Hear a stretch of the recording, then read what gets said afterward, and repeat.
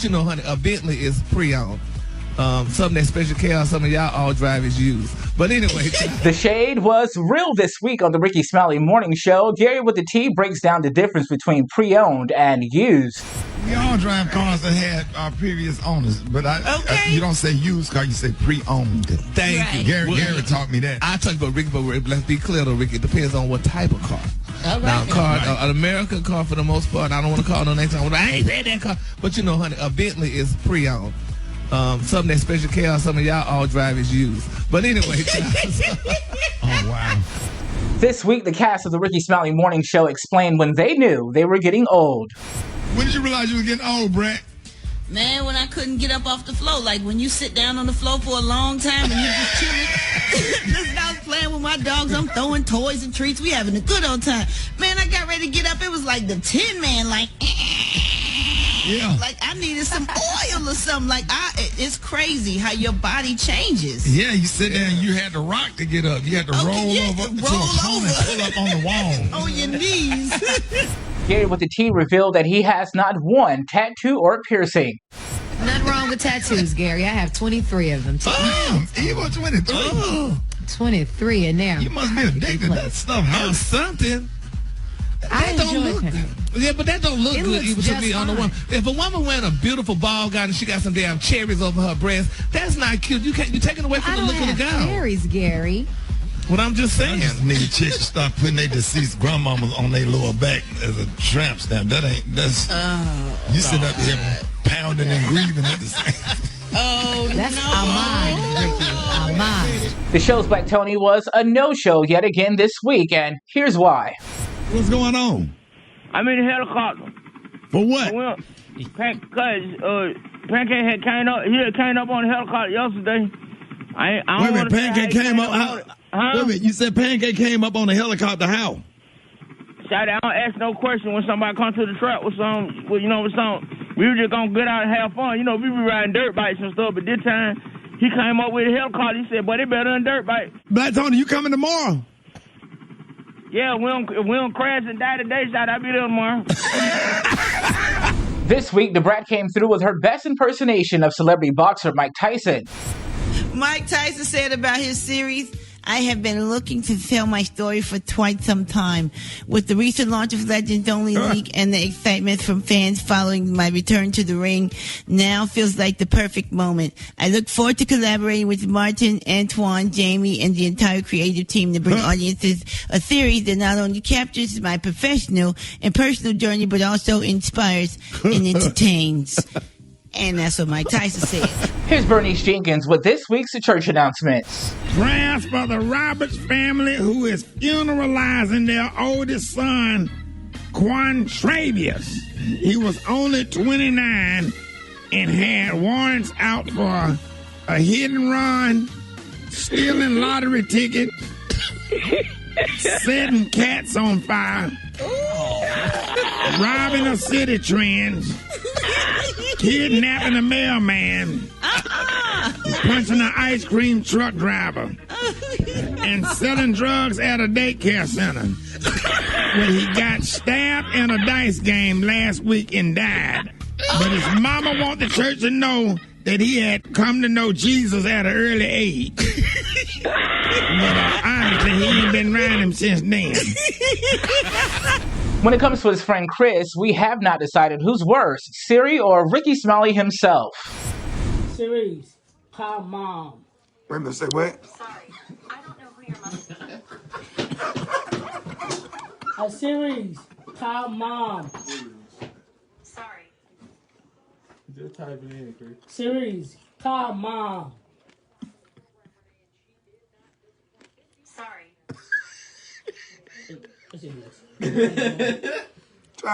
Tell her again. Try it again, Chris.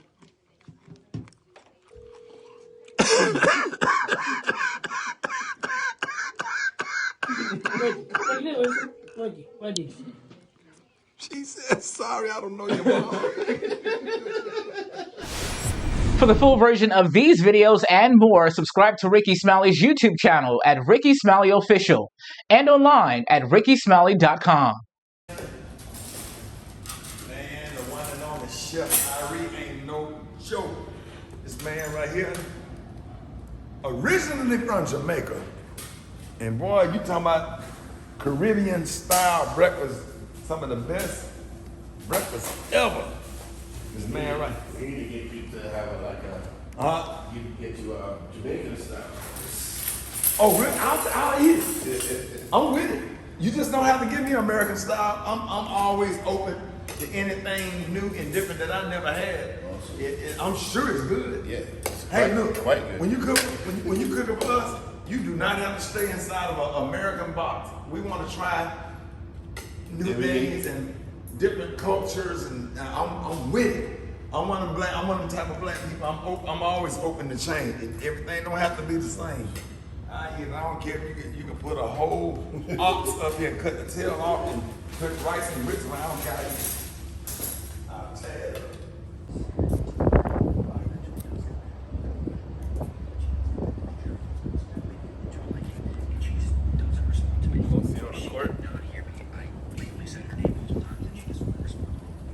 See how I bag you down? You on the court? See how I bag you down? No, man, please, fire me though. I ain't fire me though. I ain't fire me. Bag you down, come in just like this. Look, while I'm dribbling, look how you gonna take the ball down here. Square, check. We ain't got no ball right there, check. Boom, let's go.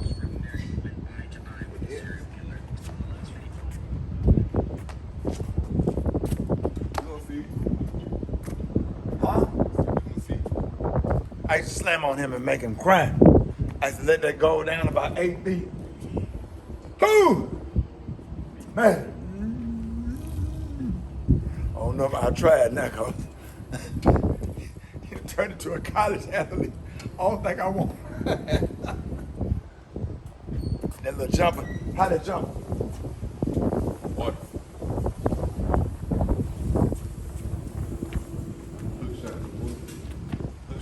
I already shot the ball up. You already said how tight it is. Shot. Do it again. I was ready. Let's go.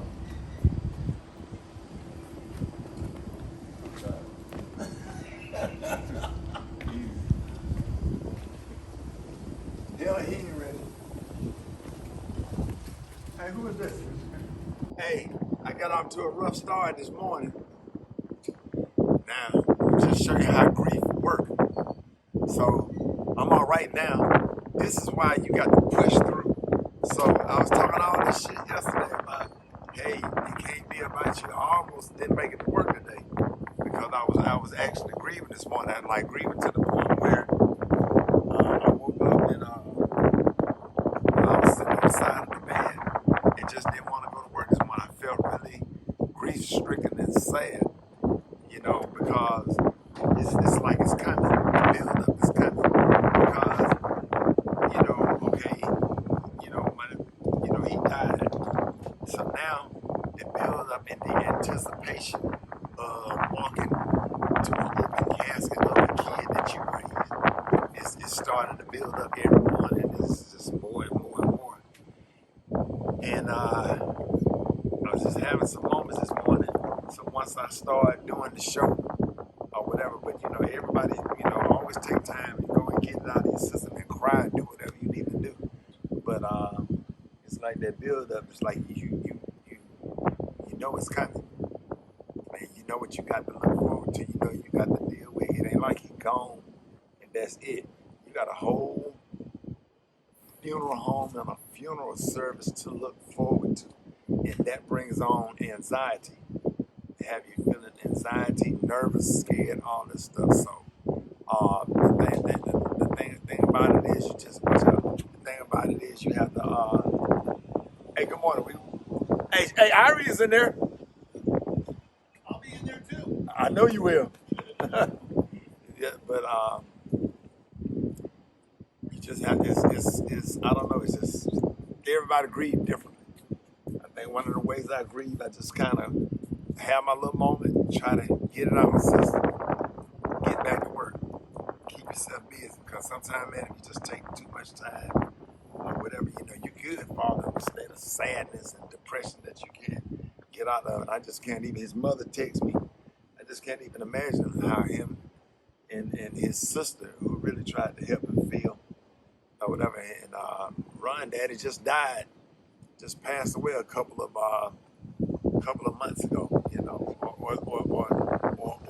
or three months ago, you know. So just it's just a hard time. It's a sad time. It's a sad time because at the end of the day, you might come down here and come, you know, to Florida to get away, man, but you got to go back home and deal with it. One thing about it, I don't care how much money you make, how much success you have, where you go in your life, man, that damn cancer gonna lay right there at that altar, the same place you sat there enjoying the church and gave your life to God. You got to meet that's gonna happen. But we just didn't expect for that to be so, you know, so soon for him. And I just absolutely hate it. You know, you have to go on with your life because you got a 19-year-old son that needs you. You know, other kids that need you. You got nieces and you got nephews, and you got different ones that really need you. But you have to keep it moving. You know, and sometimes God will send you a distraction. You see what I'm saying? A whole distraction or whatever. I just can't imagine how he feel. He going through it too because Ron used to keep you, right? Got pictures of him sitting in Ron's lap. You know? Just can't believe it. I feel bad for any parent or any parent that have to bury a child or any uncle that have to bury a nephew or a niece or whatever, because just because they're not biologically yours don't mean that they're not yours. They're yours. You know, they ate at your house and they spent the night and they was around your kids and you bought clothes and school supplies and helped put them through school and educate them and teach them how to man and gave them discipline and structure. They are yours. And to pick up these little boys every weekend, have them for the whole summer, and got to bury one of them, and the build up, and the closer you get to the day of the funeral service, it just brings on amount of anxiety that's just unbelievable. You know, you can't run from it, you can't boat from it, you can't go to the beach from it, you can't dance from it, you can't nothing from it. That pain is there, and you got to deal with it. So looking forward to probably when I get back, get back into therapy, talk to your counselor or whatever, because we not built for this or whatever. You know, it's trauma. You know, to have something like that happen, and just anxiety is real. So you have to go to therapy before you go and get the help that you need. So black people, you know, we just kind of trained in the church that time heals all wounds and Jesus will work it out after a while and or whatever. But you have to go and get therapy. You know, God also put people on this earth to help you deal with things that we don't deal with. We don't talk about it, and we act out in different ways. We don't deal with our trauma properly. So, shout out to anybody that's going through something. I always want to recommend counseling for everybody, because the minute I get back to Alabama, I am definitely going to therapy. And you can believe that, because it's tough. But you got to shake it up. You got to shake it off. You got to go to work. The first break I did on the radio this morning, when I did the gospel break, I had a moment. I couldn't even talk. I was just so filled up with grief, a little bit of anger and disappointment, because it's one of those deaths that didn't have to happen. He was supposed to be here in South Florida starting a new job. This weekend I was going to surprise him on his new job tomorrow, you know.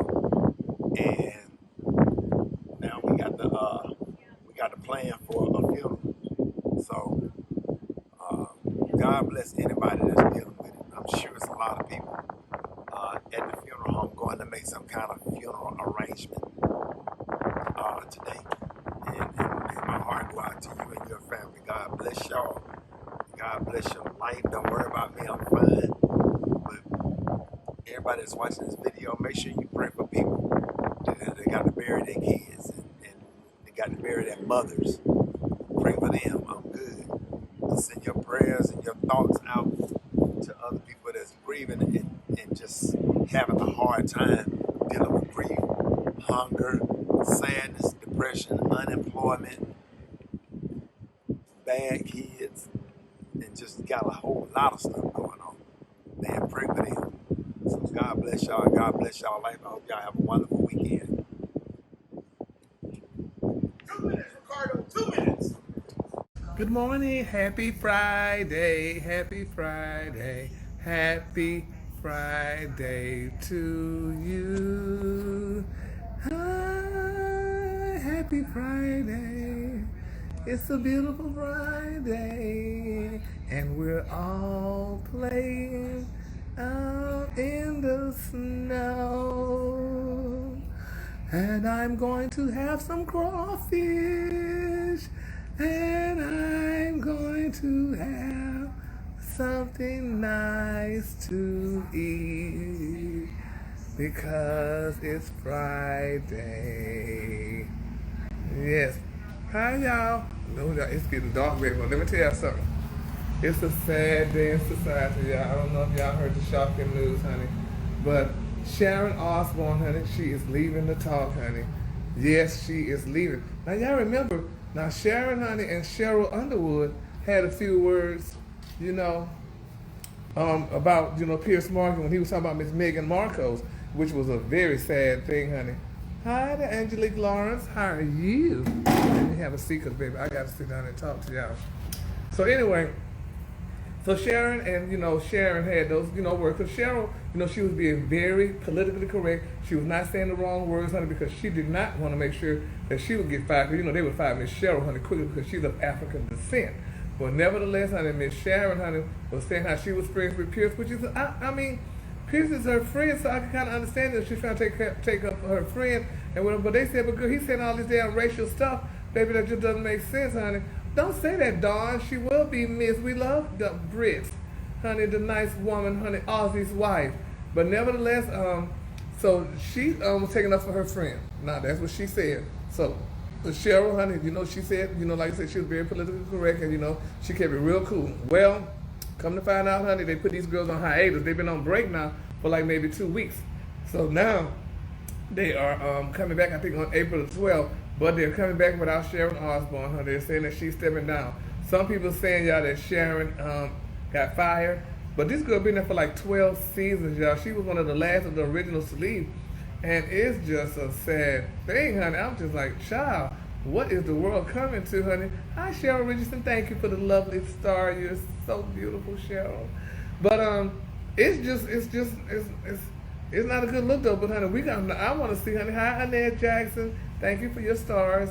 We love the stars, y'all, honey. Yes, I love the stars. Y'all see the star, honey? You all are so beautiful. But my thing is, I bet y'all, honey, they're going to do something to Miss Cheryl. I just feel it, honey. I feel that they're going to do something to Miss Cheryl, baby, because, girl, this girl, honey, first of all, honey, Miss Cheryl is of African descent, and Miss Osbourne is of European descent. You don't argue with a white woman, baby, on national TV, even though Cheryl didn't so much argue, but she stood up, for what she felt was right and stuff. And baby, Miss Osbourne said, girl, you side, honey. You got me, how to say it go? She blindsided her. Hi, Jasper. Thank you for the stars, and thank you, Renee Pipkins, and thank you, Linda Jackson. But, so this girl felt she was blindsided, and thank you, Stephanie Roseberry, for the stars. You all are beautiful. And thank you, Sharon Ray, and thank you, Laquita Bowers. All y'all, oh my God. You all are so lovely for the stars, and thank you, Alexis Wilson. You all are so beautiful, honey. And I appreciate the stars because, baby, you're a star. You might not know it now, but later, honey, you'll find out, baby, that you are a star. Yes, and you are too, honey. Coop DeVille and Jackie Russell and Annette Jordan and Sharon Griffin and Aretha Francis and B.B. Theodore and Vanessa Trice and Barbara Bryan and Deidre Lightfoot. You all are stars. And Stephanie Adair and Erica Henderson Dunn and Dawn Williams, and Yolanda Garrett, and Patricia Cruz, and Tamika Moss Henderson, and Delon Williams. Oh my God, and Brondalyn Quinn, and Lawana Joffrian, and Paulette Manning, and Michelle Priest, and Bridget Williams, and Monique Monet, and Kay Mitchell, and Toya Battle. Oh my God, all the stars are coming in. And Katie McClain. Hi, Katie. And Sharon Bailey, and Christina Johnson, and Allison Humphrey, and Yvonne Young, and Faith Shepard, and Rochelle King, and Valerie Carter, and Sheila Graham, honey. And hi, Willie White. Willie, I went to your damn house, honey. You in Houston? And Elizabeth Moonton, and Allison Humphrey, and Audrey Meadows, and D'Antoinette Daly, and Nikki Tyson. Hello, y'all. You all are stars, and thank you for the stars. You all are so beautiful. And Miss Toya Anderson, and Miss Monica Jones, and Miss Patrazia McLean, honey.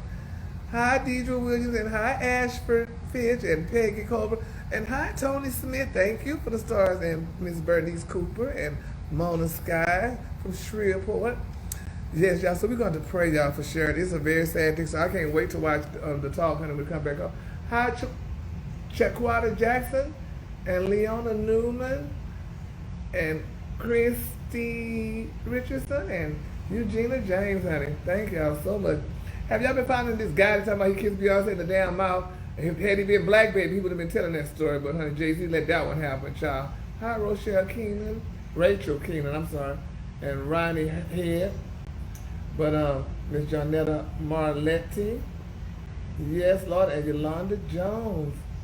Yes. But, yeah, but when I got that story, I said, girl, please, honey, Jay-Z, honey, right. Yeah, honey, he could kiss her in the mouth, but, baby, that would have been a black guy, honey. You done killed her and killed him. So, hi, Tanya McSwain and Jackie Cox. But things are just totally different, honey. I guess, child. Who else was doing some craziness, child? I'm trying to remember. Who else, child, did it? Hi, Mr. Ron Sings Sai. Hi, William Harston and Angela Dartes. Hi, y'all. You all are so beautiful, and thank you for the lovely stars, honey. Yes, honey. Thank you for the stars. Hi, Karis. Hi, Christina Johnson. Oh, and Beaumont. Hi.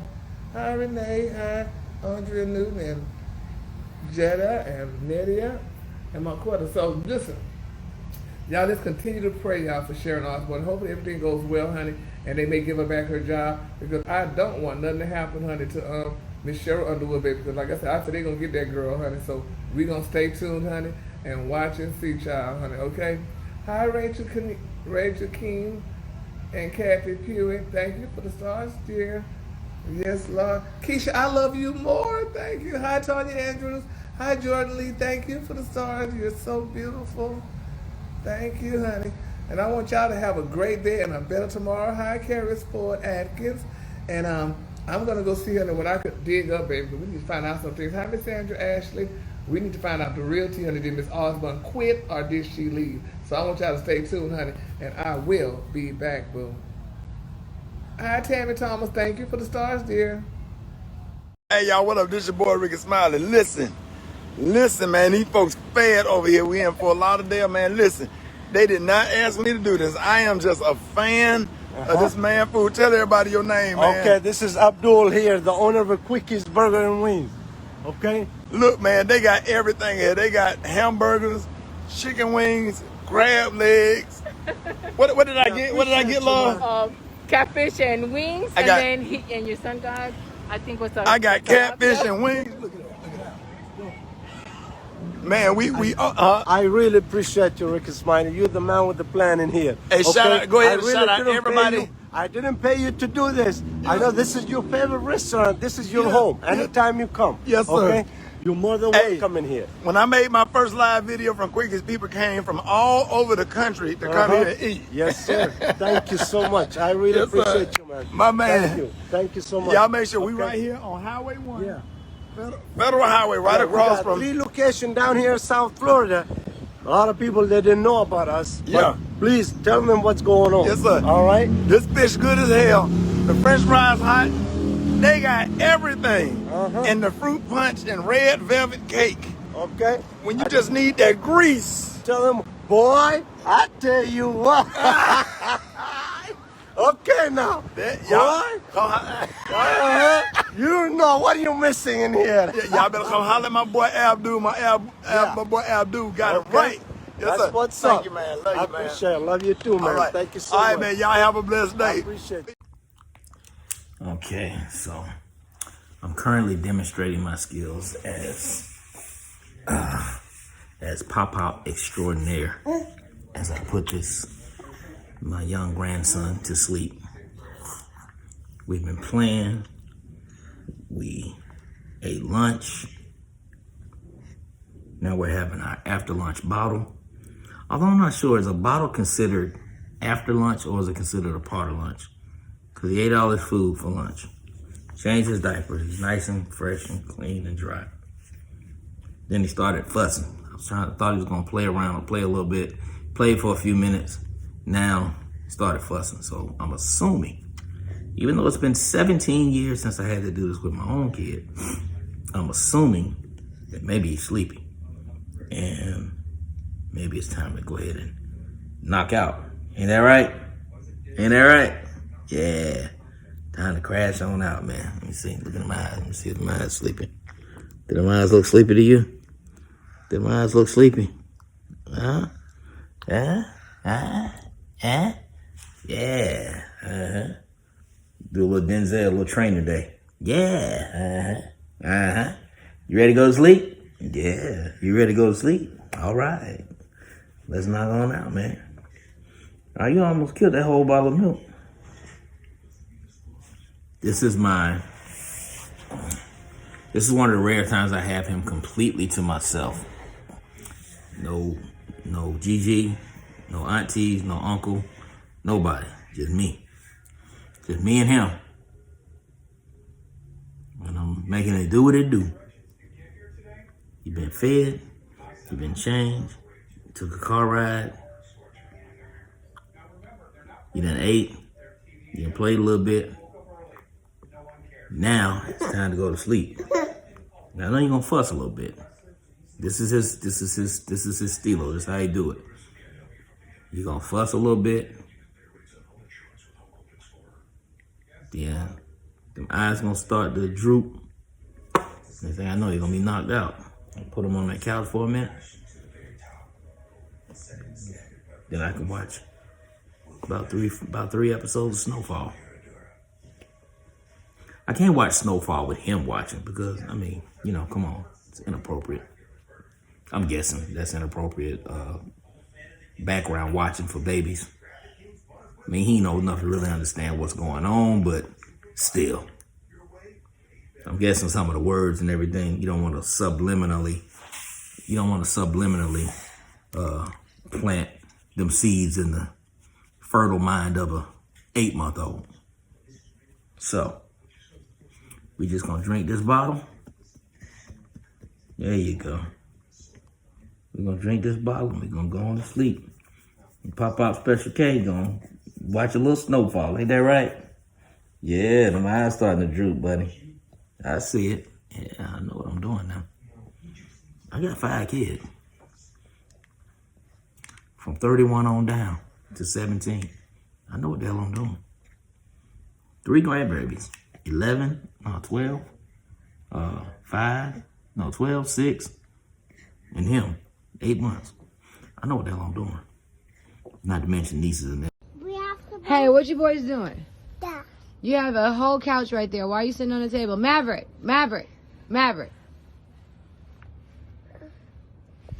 Son. It was a video sent to us by Rickey Smiley. That's who he was referring to in his video, my brother.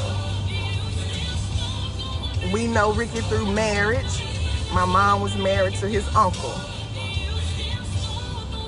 So that's how our families became connected. And growing up, Ron was exposed to a different side. He was in Rickey's life and whatever. So they had their own connection. And for whatever reason, it went wrong. It went wrong, and Ron was no longer around Ricky and all things that came with Ricky. And my brother never got over that.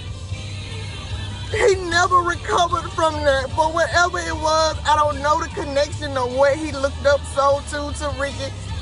He never recovered from that. And it played on him mentally. He was always in this state of trying to please him and do things the way he wanted him to do it. And my brother did not want to cut his hair. And he didn't have to cut his hair to get a job.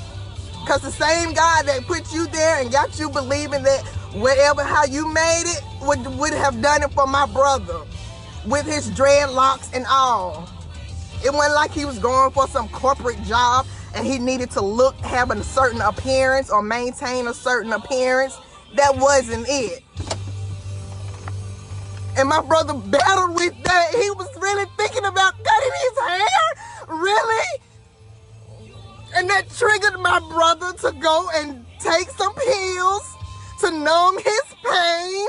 And now my brother is dead because he was still trying to uphold his image that Ricky wanted him to maintain. Hey, I just want to respond to the to that video. I'm not responsible for anybody's death. I've been in my nephew's life since he was 4 and 5 years old, when his mother was kind enough to start letting me take him places and let him do stuff with me and my kids, you know?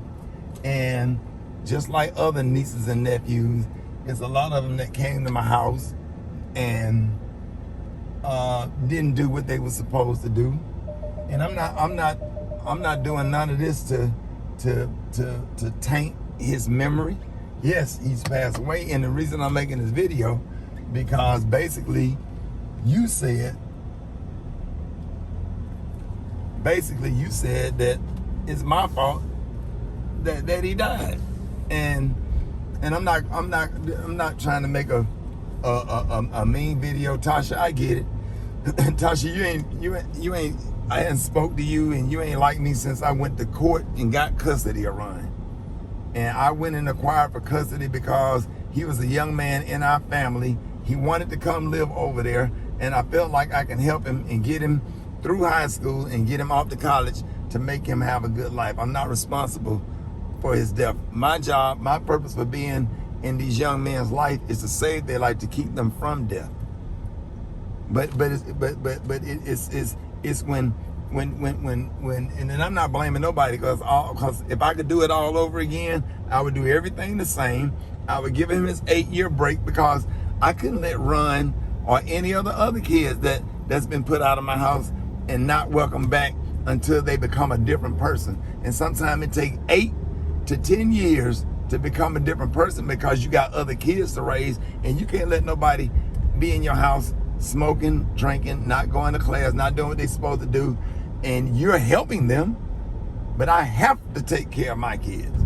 But when you're being helped, you can't be helping somebody and they make it worse. He just went through his young stuff. So I had to let him be young, and I had to give him 8 or 9 years to become a different person, and that's exactly what happened. And when he hit me up again, we reconnected. Now I'm dealing with a man that's almost 30. We connected a couple of years ago. Maybe he was 30 or almost 30, and now we have a different relationship. So now we operating as men that I happen to raise.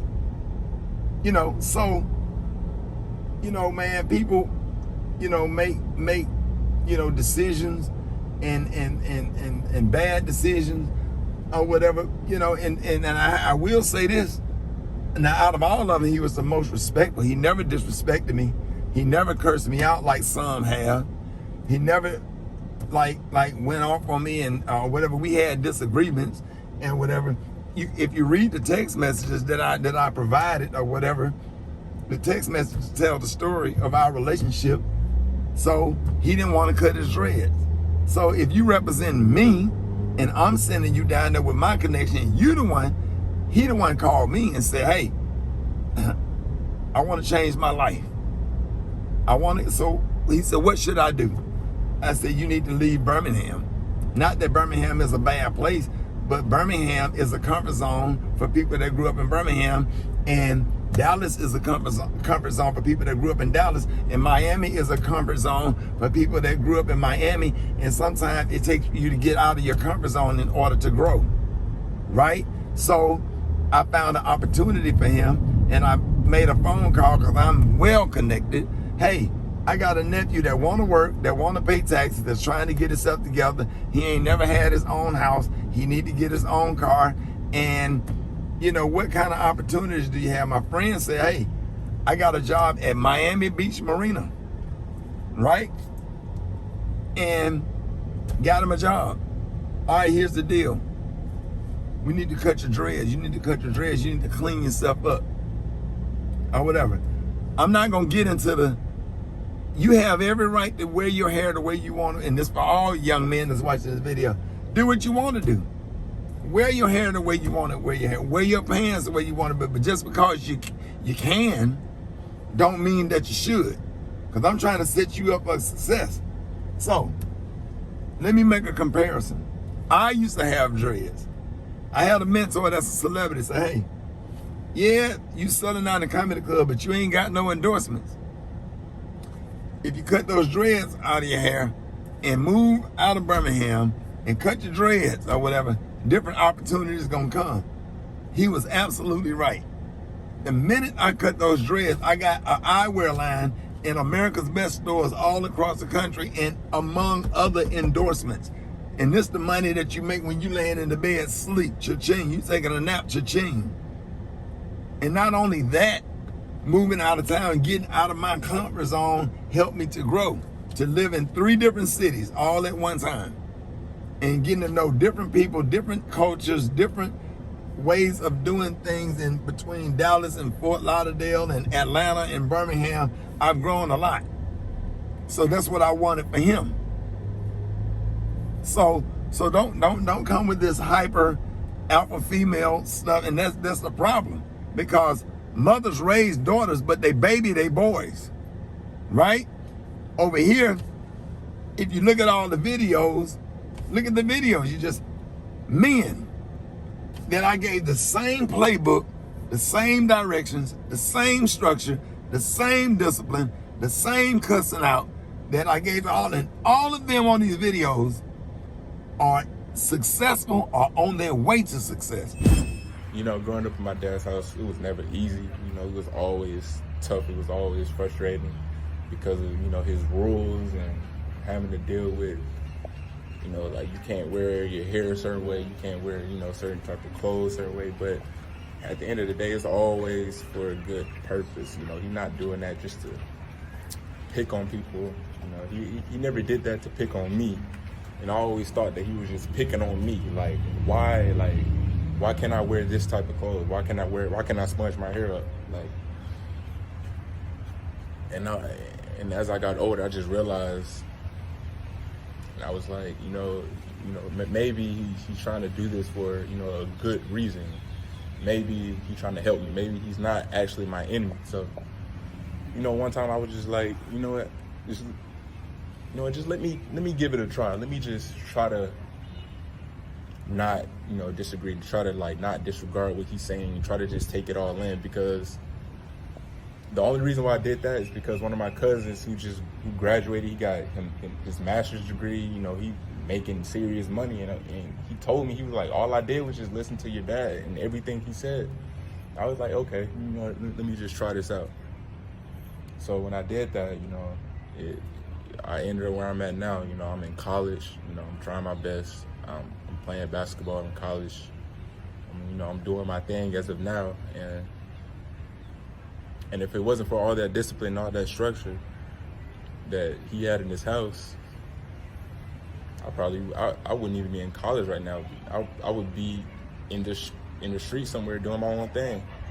You know, it's always for a good purpose, and you know, I appreciate it for that.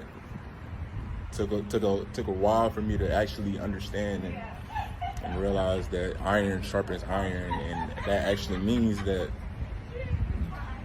it ain't gonna be all roses and rainbows. It's gonna be some hard talk. You know, he cussed me out over 1 billion times, like, and I had to learn how to not let it get to my feelings, just try to hear the message.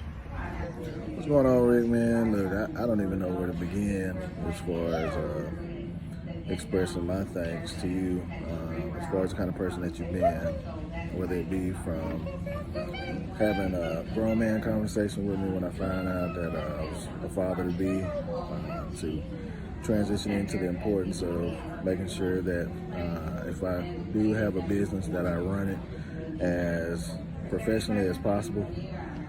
So that's helped me not only begin one business, but we're up to 4 now and running. I mean, in addition to that, you just always being a person I can lean on or call to seek general advice about life, to have those tough conversations, you know, the ones that most of us try to shy away from because we don't really want to hear it. I appreciate you not only holding me accountable, but being open to having conversations, even with me, regarding things that are going on in your life, you know, with you as a father and a son, and being supportive in return of the relationship I have with my son. But to say the least, man, you've been awesome. You're a giving person, a loving person, caring person. The list goes on and on and on. So I can sit here and talk all day about things of which that you've done that I've seen to be beneficial in helping me to become as successful as I am and as successful as I hope to continue to be. See, anybody that bought what I was teaching made it. LeBert Hedgeman is an engineer, graduated from Alabama A&M, Kappa Alpha Psi, or whatever, has his own business where he serviced my service car. He's an engineer, right? So in his later years as an adult, I was able to mentor him. My little cousin Deltrick has a master's degree in English. Brandon Connor graduated Florida State University baseball team. Oh man, what can I say? Came into my life when I was 8 or 9 years old. Since then, you've been like a father figure to me. You've pushed me in so many ways that I didn't think was possible, but never once in a negative way. You came down on me. When you came down on me, it was for the better of me. You pushed me to become who I am today.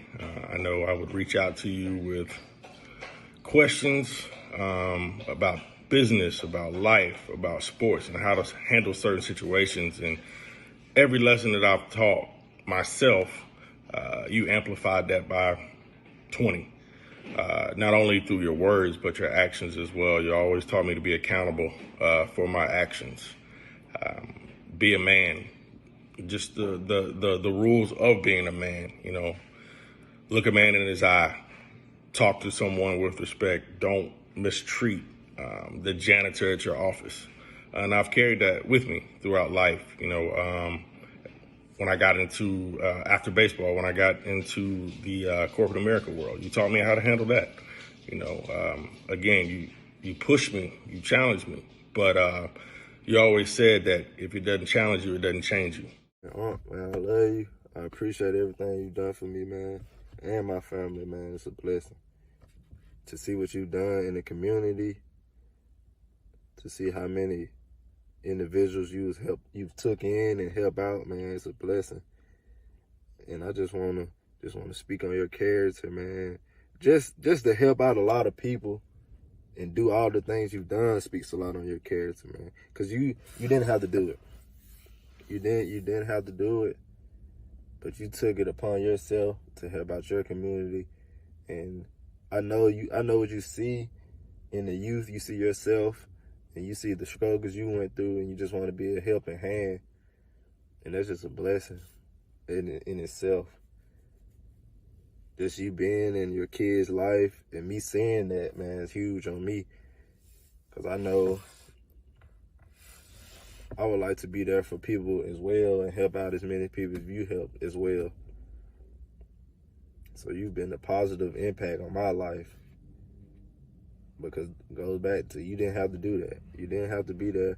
You and my dad were good friends, but you didn't have to spend time with me and my brothers. You didn't have to spend time with me. You didn't have to take us in and take us places. You didn't have to do that. But I appreciate you for doing that. And I appreciate all the times and all the memories we got, man. I just want to say thank you, Unc, and I love you. Terrell, running back coach, Clay Chalkville High School. Father got killed, had to step up. So I take no responsibility for his death. I didn't give him a Loratab. It was bad Loratabs floating around Birmingham, and a lot of people died this week, and a lot of people are in mental hospitals because the pills and the weed, whatever, drove people to mental institutions, and it's just been a flood of bad pills floating around that a lot of people are taking, and they're not recovering. A lot of people died this weekend, and he happened to take some bad pills by his choice. All of these kids say, hey, you don't need to drink. Hey, you don't need to do drugs. Hey, do what you want to do, but here's what I recommend for you.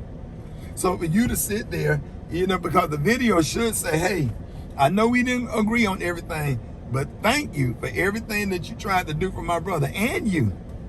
See, when you had your run-in with the law, I was the first one at your mother's house trying to make sure that you was represented in court. Right? You forgot about how quick we forget. See? And you weren't even speaking to me at that time because you were still mad over Ron's custody hearing. And when you ended up with I've had legal issues, but I'm just letting you know, when you had your legal issues, I was in your mother's kitchen at 8 o'clock that morning. Your mother's sitting there at the table crying, trying to make sure that you was represented in court and trying to do what we could do to get you out.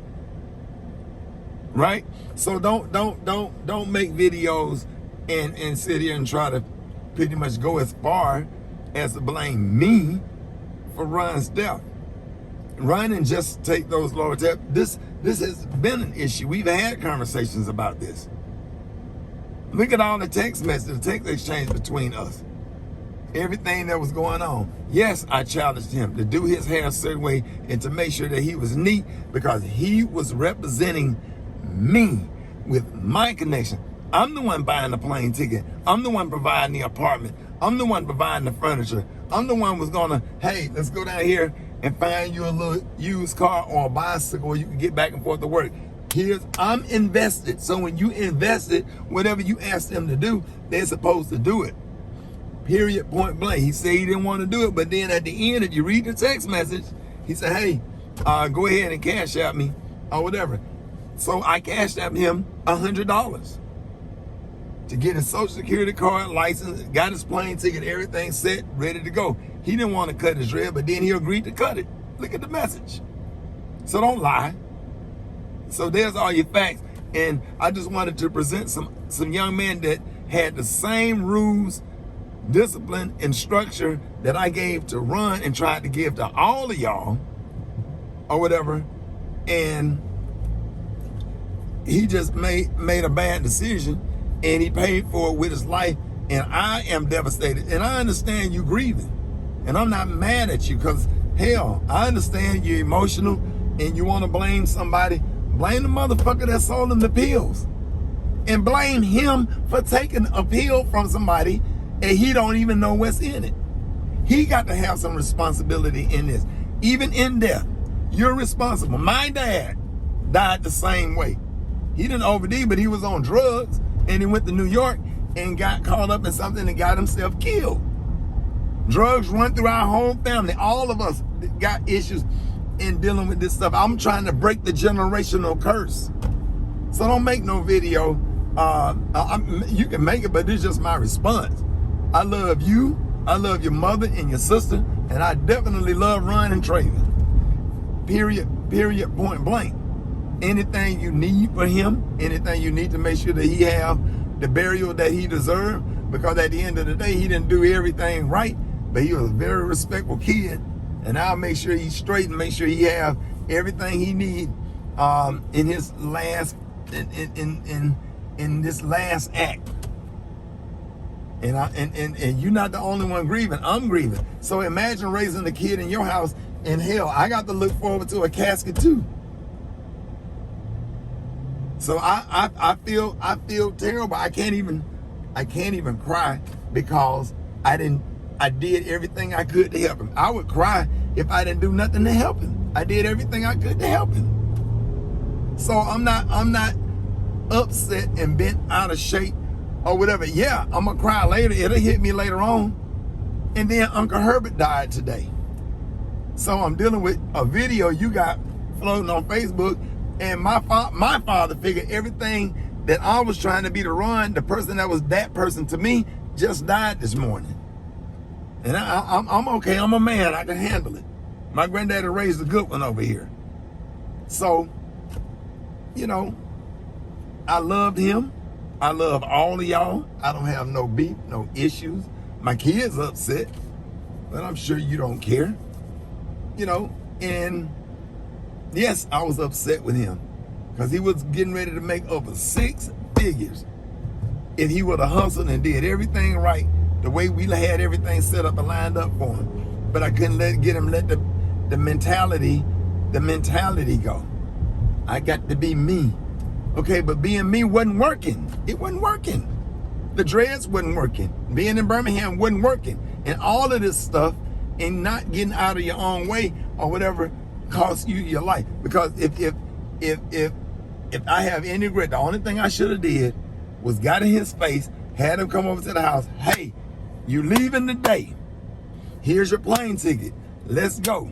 If I would have just got him out of Birmingham 2 or 3 days earlier to save his life, and maybe he would have saw something different down here between Miami and Fort Lauderdale, like another person that I mentored that moved from Southtown Project that lived down here in Miami, that's doing well for herself, from Southtown Project to Miami, and followed my playbook, and now she down here with a car, about to get a car, got her own apartment, and she worked her ass out. She knew run.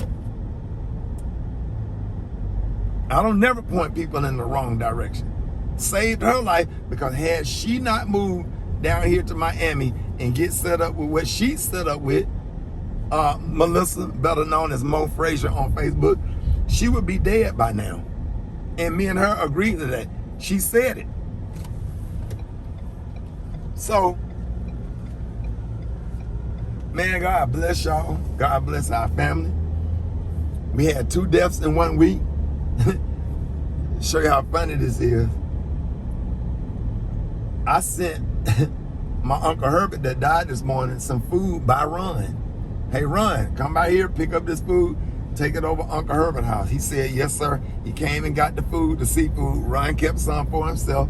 I cooked for him. I made him some chicken and dumplings. Every time he asked me to cook something, even to this day, I cooked it for him. I made him the food. He sat over there and talked about trying to figure out how he's going to get to see his daughter and just everything. Everything. We don't agree on everything. I cuss all my older kids out or whatever. I do what I need to do because that's what the coach do. We're not in here to kiss everybody on the cheek and make everybody feel good. Sometimes it takes tough love to get somebody in the right spot. Iron sharpens iron. And when men sharpen iron, women need to stay out of the way and let men handle men.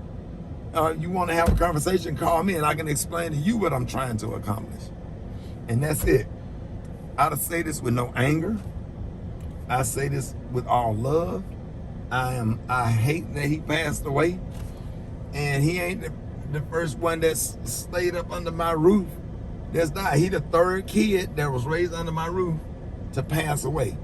One kid spent the night one time and he got himself in trouble. Saw him in juvenile and he got caught trying to steal somebody's car and he died. And he spent the night with me one night when he came over with Brandon's cousin, and he was in a pamper. He slept in the bed with me. Next time I saw him, he was in juvenile. Then next thing you know, I'm at his funeral.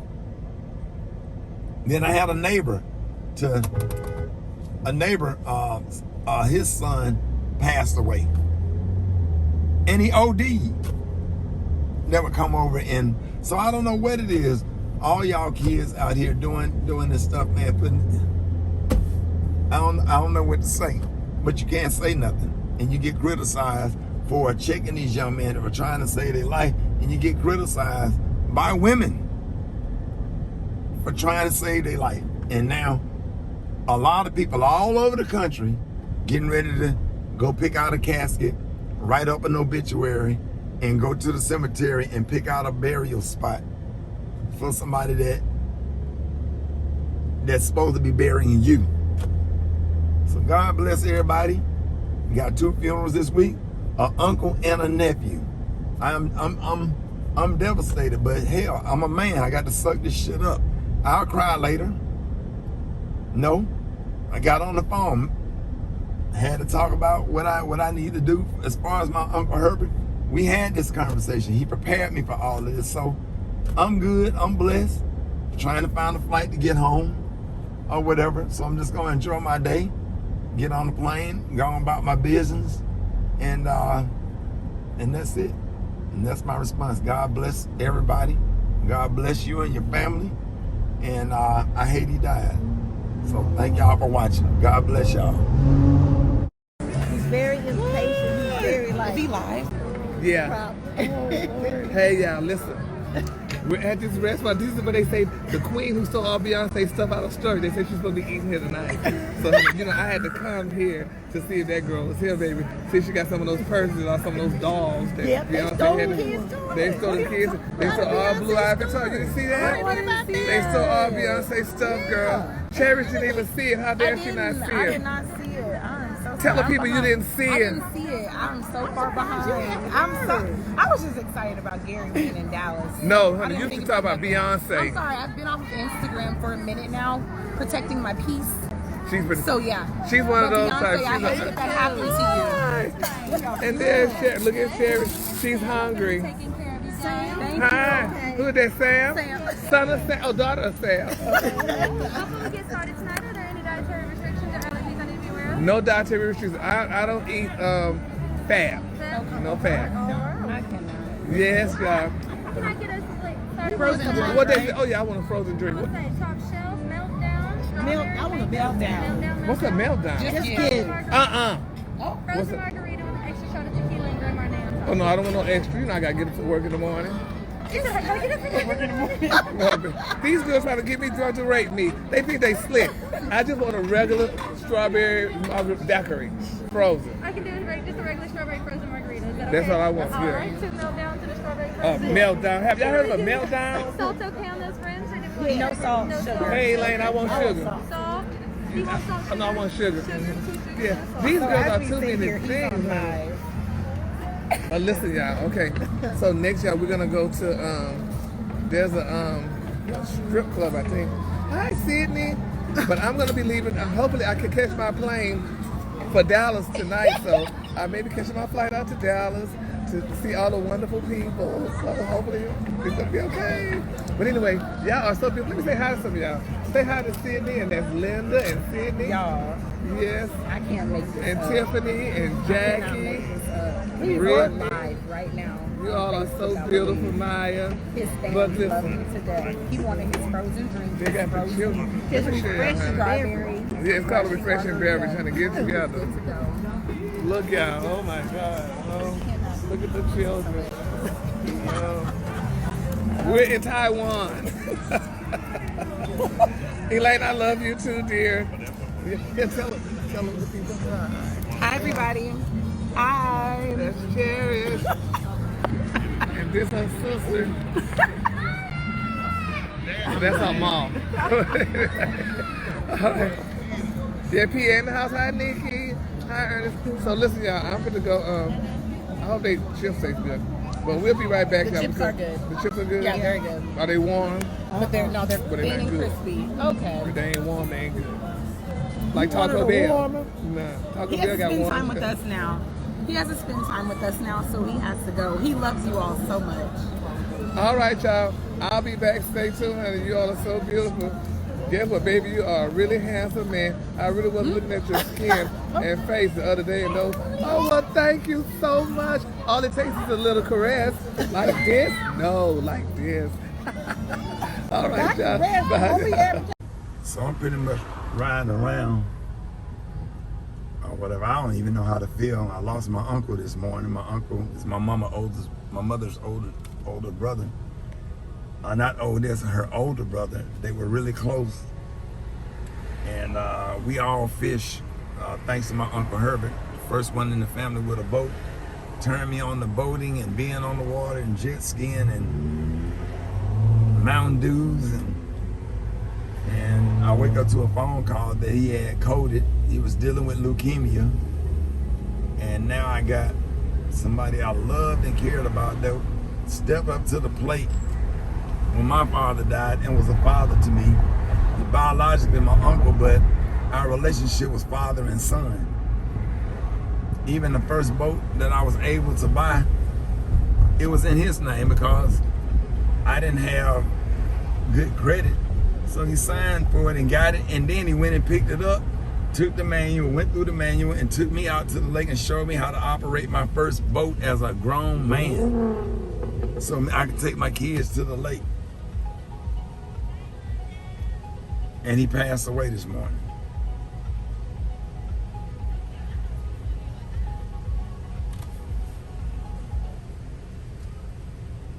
All the videos, I go to his house, I cut his grass for him.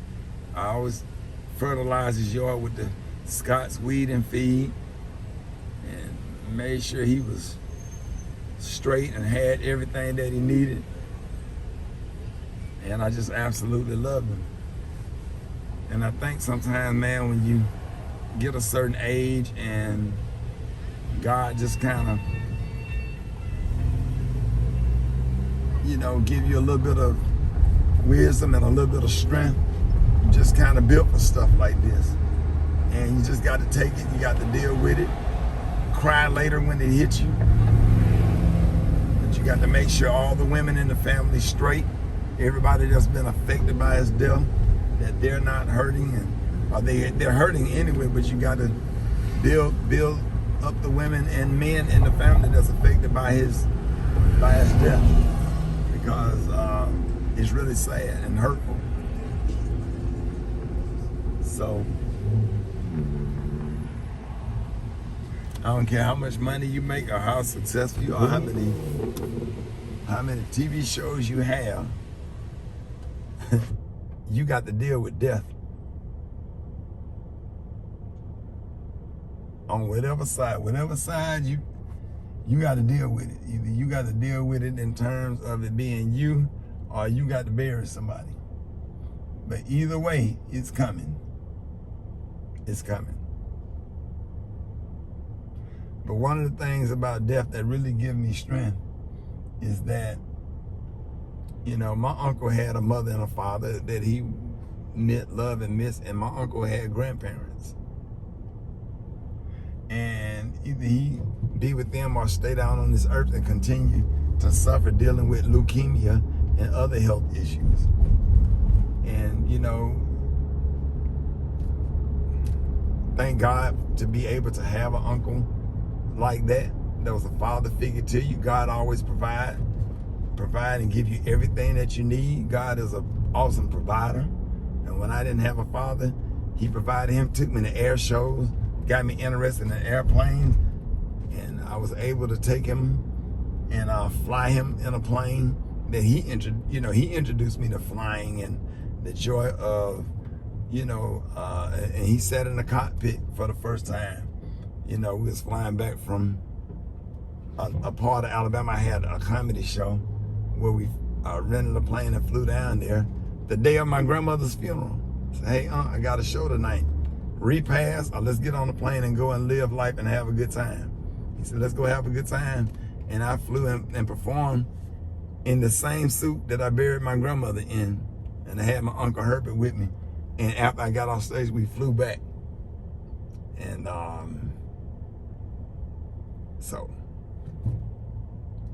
he passed away this morning, and it's just been a crazy day. So this week, I have an uncle and a nephew, and that's what life, that's the hand I'm dealt, and I just got to deal with it. Make sure I get the therapy that I need if I start to feel like really, really, really affected by this. And It's what it is. 2 people died. Don't mean that you curse is just a coincidence. It's a cycle of life. But there are some deaths that did not have to be. So, I hope everybody having a blessed day.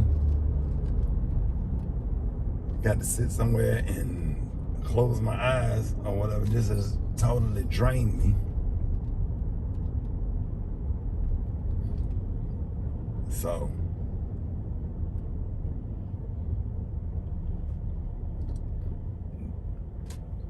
just never know what folks are going through.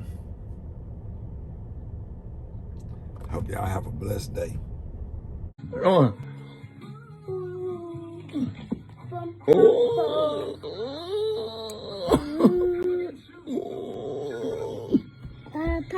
Papa.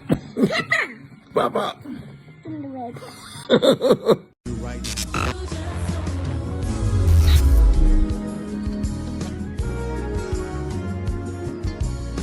All right, y'all. Rickey Smiley, the morning show. Pastor Haynes. Oh man, I know you got a good word this morning.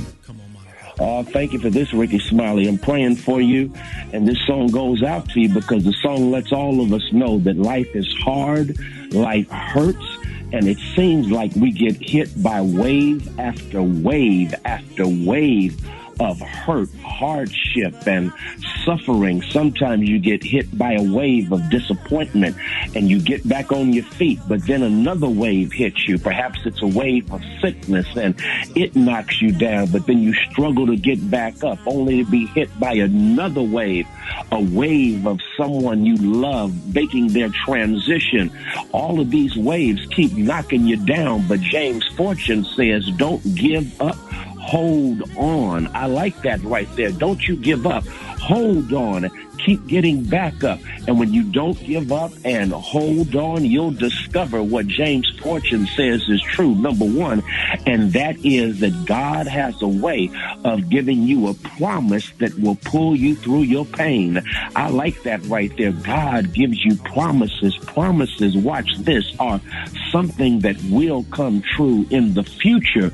But guess what? It's designed to pull you through the present.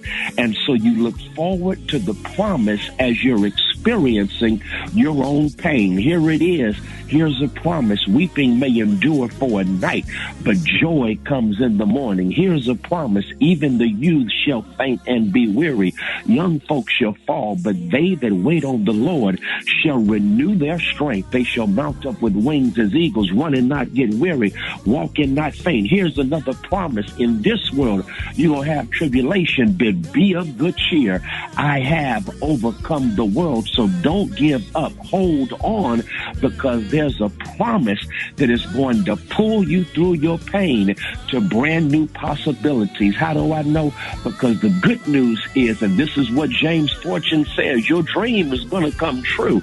But every now and then, God is good enough to allow your dream to come true using the nightmare that you go through. You see, all of us go through nightmares, but here's the good news. God can use that nightmare as transportation to get you to the dream that God has in store for you. That's why Joseph could tell his brothers, after all the hell they put him through, y'all meant it for evil, but God meant it for good. So that's the good news I share with everyone listening right now. Hold on. Don't give up. God is using God's promises to pull you through to new possibilities in spite of the pain you're going through. And God can use the nightmare you're going through as transportation to help your dream come true. Your dream is going to come true.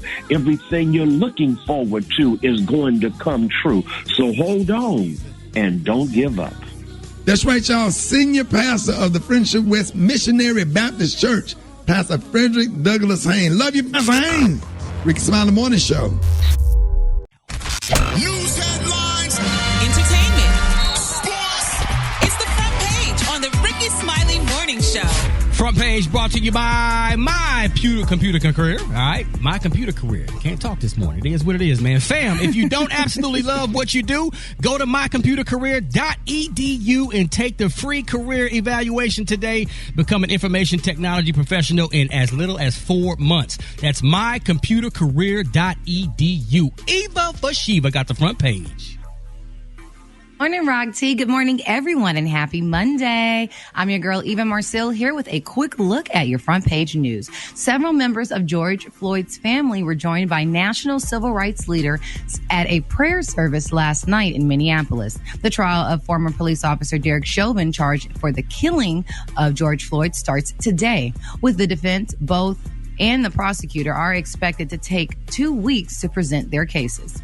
And we were good, but now we have new coronavirus cases that have begun to rise again, Rock T. Friday, the CDC says that the average number of the U.S. cases have gone up 7% from last week, and hospitalizations are up too. Many of the new cases are in young people. Current data shows that 15.5% of Americans are fully vaccinated, and almost 30% have gotten at least one dose. Now, we mentioned this briefly last week, but over the weekend, lawmakers in New York reached a deal to become the next state to legalize the recreational use of marijuana. At least 14 other states have approved that recreational use. All right, that was a quick look at your front page news. For more, log on to the Rickey Smiley morningshow.com. Rock T, what you got in sports? Brought to you by Ford, Eva. Tough this smart can only be called F-150. Check out the all-new 2021 Ford F-150 at Ford.com. Built Ford proud, built Ford tough. Let me tell y'all something if you ain't already paying attention. March Madness is alive in the NCAA hoops tournament, man. Let's start with the men's Elite Eight. Gonzaga, USC, Baylor, Arkansas, Michigan, Oregon State, UCLA, and Houston. UCLA pulls the overtime upset over Alabama last night. Oh, my goodness. I was on the couch like squirming because it went to overtime. I'm rooting for Alabama, and then they pull away in overtime. And over on the women's side, Elite Eight, Stanford, Louisville, UConn, Baylor, South Carolina, Texas, Indiana, and Arizona. Madness happened last night when Texas pulls the huge upset over number 2 seed Maryland. That was another game that was bananas, man. So tonight we got UConn and Baylor, which could be the championship before the championship. So make sure y'all tune in for that. Los Angeles Lakers, they signed Andre Drummond, the buyout from Cleveland Cavaliers. The Brooklyn Nets are trying to load up. Matter of fact, ain't no trying about it. They are loading up. They signed big man LaMarcus Aldridge from the San Antonio Spurs, man. It's going down. So I'm going to have to break all this down to you in another sports segment because this could take some time. But that's what I got right now in the morning.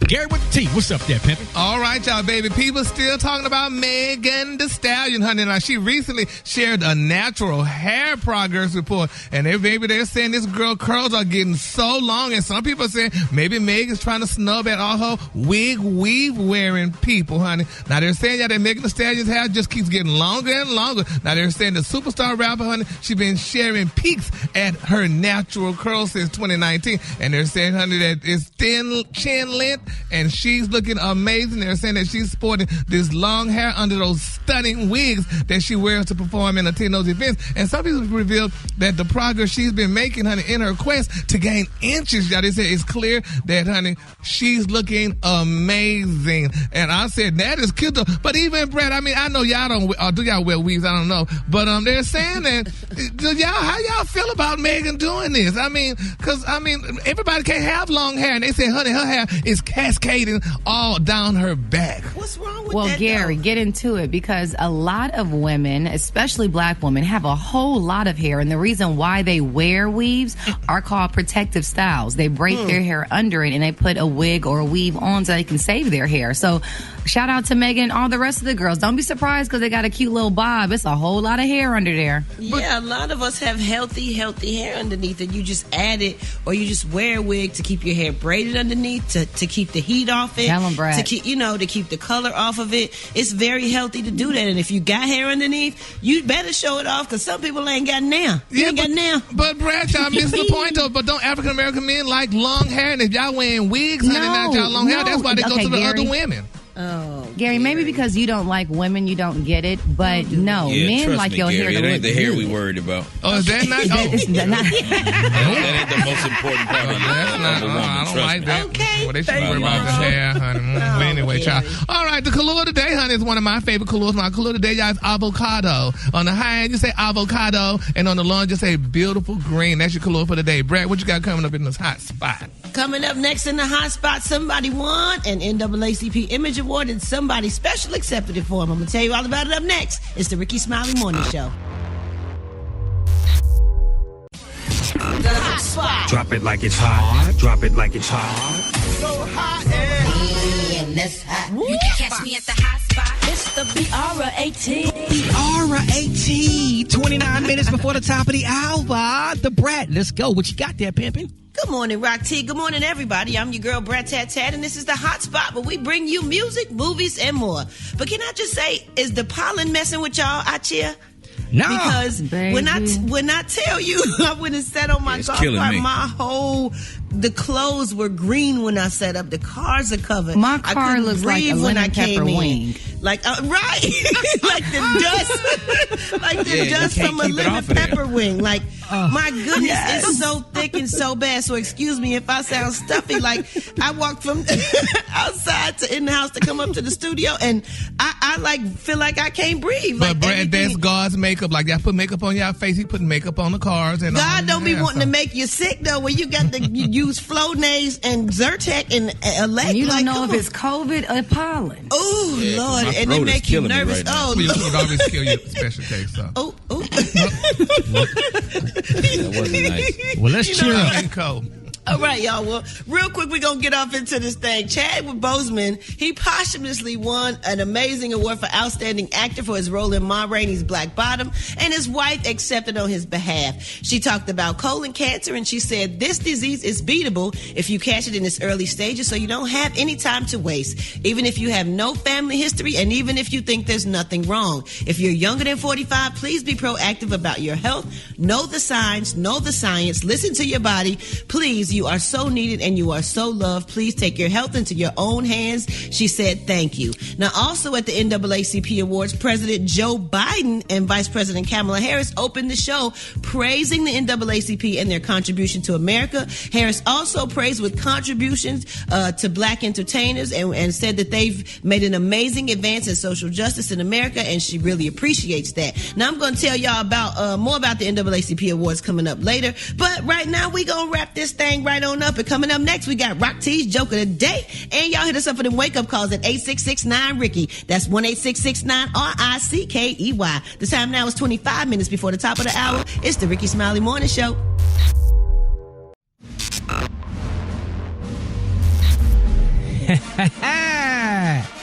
Another great moment on the Rickey Smiley Morning Show. It's time for Rock T's Joke of the Day. Joke of the Day. Joke of the Day. Couldn't get no help, Brad? Come on, man. Now I'll let you hold that one down. I know you had that in you, bro. I tried. I'm sitting here like I'm amazed.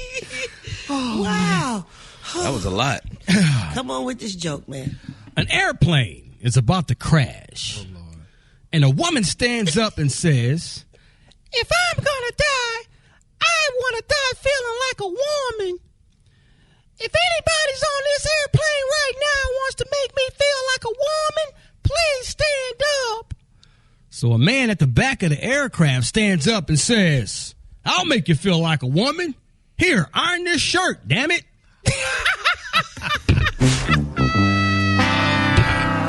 Okay, several things wrong with that. That would be a no. That was First so of all, you sounded sexist, like I'm not here for that. Mr. Bill. Yeah, let's go down the list of things that were wrong with My voice is deeper than yours. Come on, Eva. No.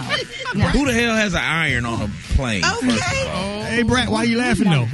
Oh, man, because your voice, because you stupid. And is that how women sound in your head? Oh, that's my best female voice that I got, man. Well, you could have let me I do would it. make her feel like a Right, you woman. get degrading. Yeah, that wasn't necessary. What's Okay. What's this, 1963? We don't even iron anymore, hardly. Oh, man. We use steamers, or the cleaners does it. Or... That was an old plane, I guess he was talking about. That joke didn't work on 27 different levels. Okay. Damn, y'all. We got more Rickey Smiley Morning Show coming up next, man.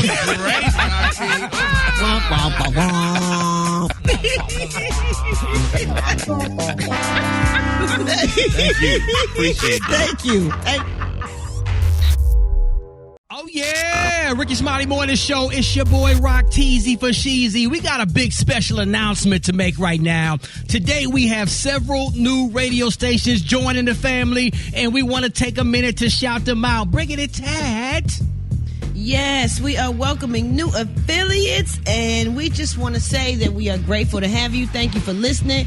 Columbus, WMXU, Mississippi, Mix 106. Oh my God, we got a lot of them. Y'all give me some more. Magic 107.3, Charleston, South Carolina. Yes. WMGL. Keep going, y'all. Add more. Well, this is your girl, Eva Marcille, and we are in Charleston, South Carolina now. We have new listeners tuning in on Magic 107.3. Good morning, South Carolina. Pimpin', man. You're listening to the new home of the Rickey Smiley Morning Show.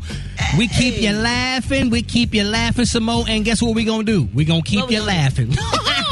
Every morning, man. What you got coming up next, Gary? All right, coming up next, y'all. My God, this little Nas guy. He is really speaking out. I'm gonna tell you what he had to say up next week's Smiley Morning Show. Hold it. Half man, half woman. It's Gary. I wanna hip you to the T. It's Gary, baby. Gary with the T, man. What you got there, Pimp? Good morning, Rock T. Good morning, America. Good morning to you. I'm Gary with the T, celebrity gossip guru and colorist. And here's what's happening in celebrity news, y'all. Lil Nas, baby, he is responding to the backlash that he got over that new video and those sneakers he presented. Have y'all seen that video?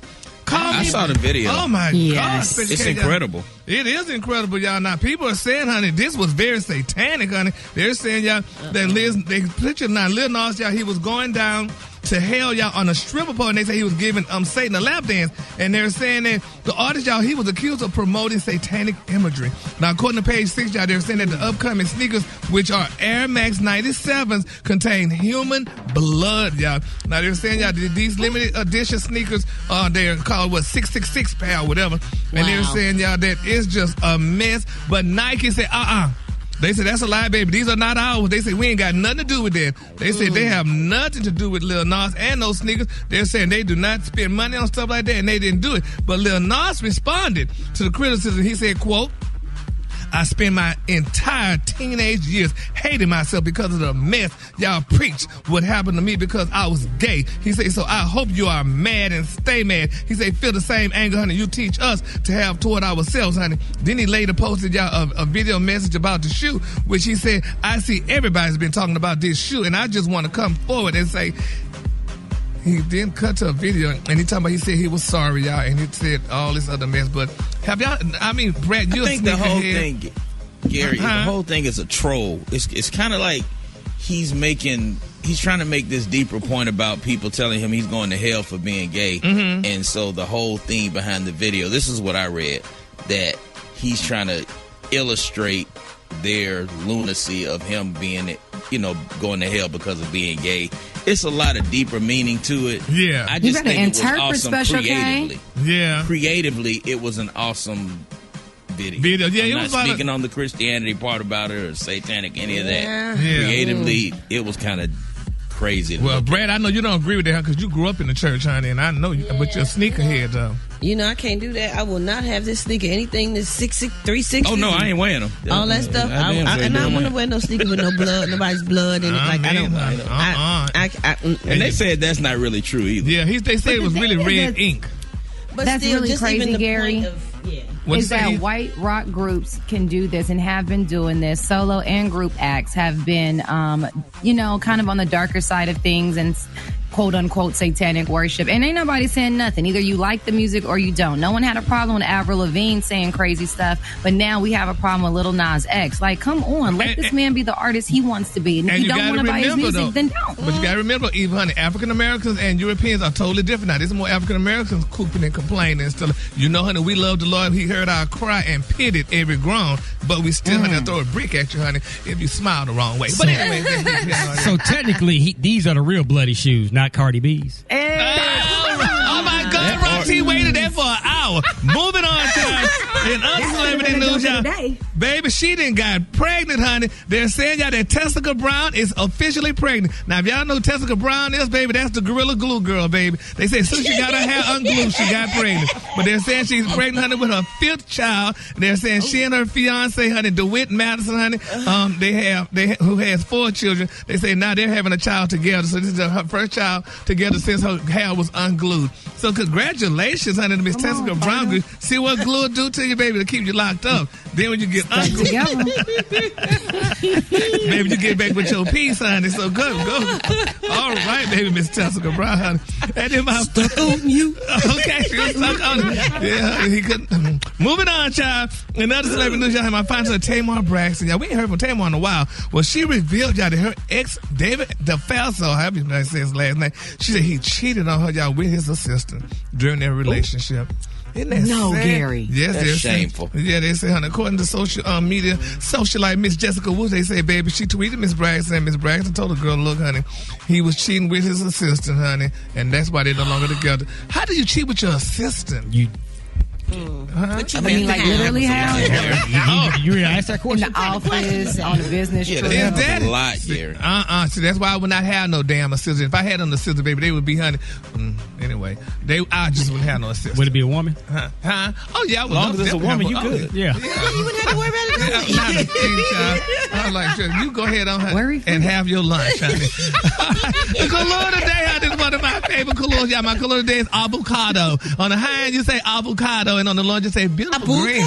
That's Yeah. Avocado? Yeah, that's how you see. You people be saying avocado. It's avocado. Oh, okay. No, so it's not. It's avocado. It's not a you there. Well, you just fancied up that word, didn't you? Come on, Tarjay. Y'all give it up for Gary with the T. Shut up, Irie. Y'all grew up with avocados in California.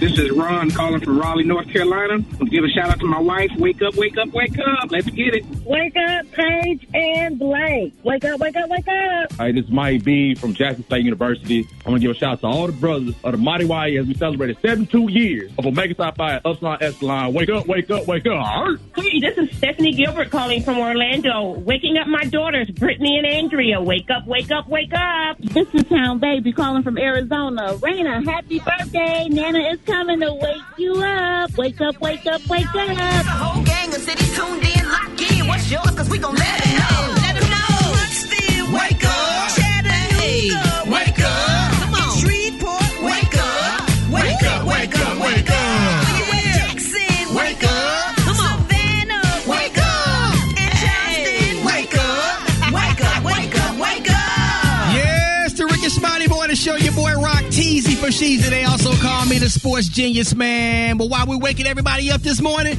we have some new radio stations joining the family today. Yes, honey, it's Gary with the TA. We want to wake up everybody listening, honey, in Pensacola, Florida on Magic 106.1. And this is your girl, Eva Marcille. Welcome to the Rickey Smiley Morning Show, where we keep you laughing every morning. And coming up next, everybody's favorite grandmother. That's right, Miss Bernice Jenkins has those church announcements. It's the Rickey Smiley Morning Show. Ladies and gentlemen, our favorite grandmama, Miss Bernice Jenkins, is in the building. Yeah! Good morning, good morning, good morning, Johnny. Yeah! Jenkins? Just another day. Come on. That the Lord has kept me. Come on now. Woke me up this morning and slid me in my house shoes. Woo! And I had 4 cups of coffee and 6 pieces of toast this morning. I'm feeling good.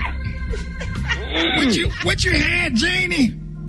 I had grits and bacon. 6 slices of bacon and grits.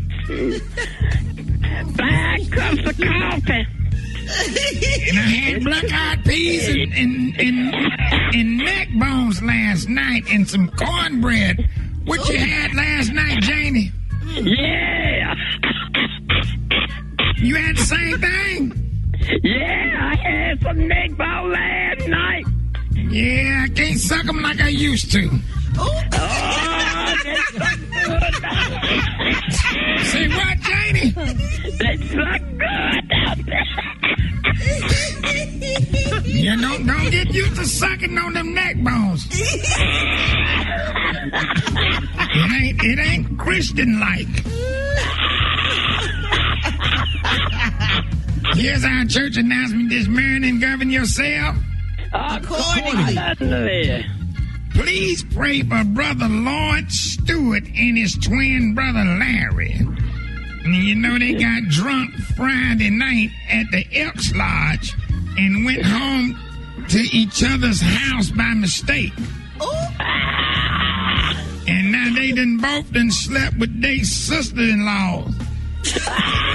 And feel like they done committed adultery and both of them is going to hell. Wow. Fix it, Jesus. Oh my God. The after-service meeting in meeting room 3 has been canceled. You know what meeting room 3 is? Yeah. It's been canceled because some nasty rascal done went in there during the service and passed gas and got the whole room and the hallway smelling like old ham juice and spoiled mustard greens. Oh, man. So the meeting gonna be outside. They say that gas probably full of COVID-19.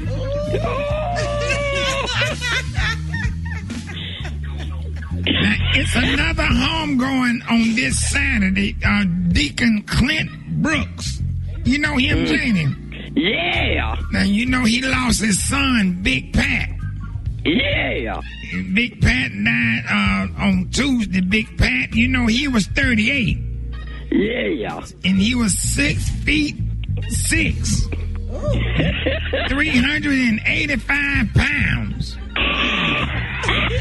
And he was suffering from high blood pressure, eardrum leakage, nervous feet, chest hair crabs, chronic knuckle swelling, and mad cow disease. But that ain't what killed him. He died in the drive-thru at Arby's on his lunch break and bet his friend that he can eat a whole beef and cheddar sandwich while he was waiting on his change. And the big dummy choked himself to death right there at the window. So they called the window and they called the police in the ambulance. And they didn't take his body out the car. They loaded it up on one of them tow trucks and towed it down there to Davenport and Harris Funeral Home. And they had a hard time getting him out the car, so they might do a drive-around viewing while he's in the car. They're going to embalm him while he's in his car. There ain't no way in the hell they're going to get that big bastard out that car, Jane. I'll call you tomorrow.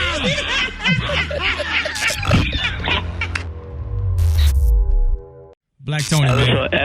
What's up, Black Tony? Hold on, man. What's up, Black Tony? Hold on, what's Black. up, Rock T? What's up, man? What's up, my man? You 4 years, you ain't came to work. You ain't setting a good example for people out there coming up with excuses every single day on why you haven't came to work.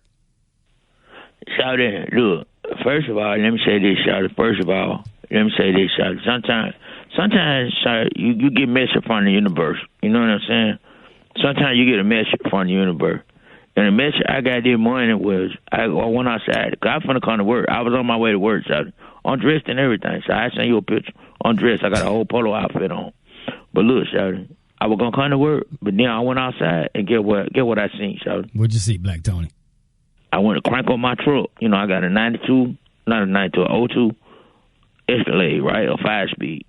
I went to crank on my truck, shawty, and get what happened. They make Escalades at 5-speed. No, they don't make no Escalades. You got a customized version, bro.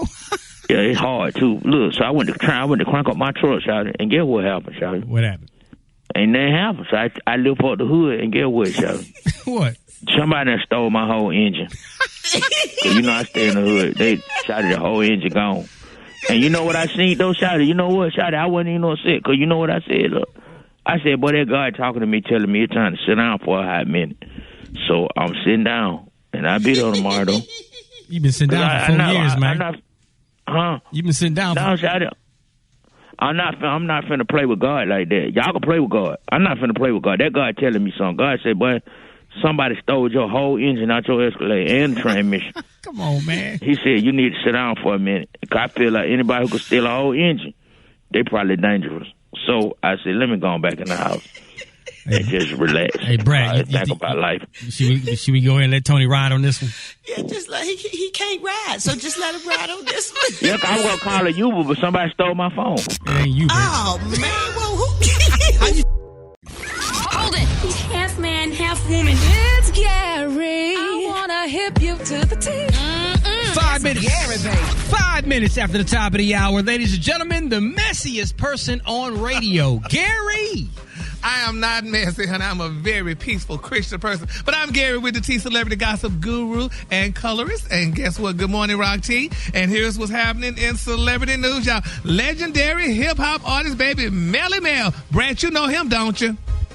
He explained, y'all, why he said old school rapper Jay-Z is overrated, baby. Now, Melly Mel said, y'all, in an interview recently, he said, I think a lot of rappers are overrated. Now, I don't know if he called your name or not, Brad, but he said, yeah, honey. He said, wow. Jay-Z, honey, is overrated. And he said they quickly forget where they came from. This is what he said. Definitely ain't talking about me, because I never forget where I come from. He said, the main problem, honey, he said, I have with dudes like that. He said, with a lot of these dudes, he said, when you made it, you made it. He said, now you're out. He said, you forget the street guy act. He said, you're not street like that. He said, I'm not a street guy. He said, I'm not a hood person. He said, I'm not a street person because, honey, I know that I'm not going to be out on the streets like that. He said, and then to take a step further, he said, these guys live in a big mansions, Brad. They live in the best neighborhoods, and they ain't no street dudes around. He said, but you're going to have this street dude, honey, thinking that being on the street is the right thing to do and the right person to be. He said, you got to give the people that's left in the hood something to hold on to, Brad. He said, you got to do that and to make them, honey, out of the hood. Sound like a little bit first jealous. Of all, yeah, Jay-Z do a lot of stuff for everybody,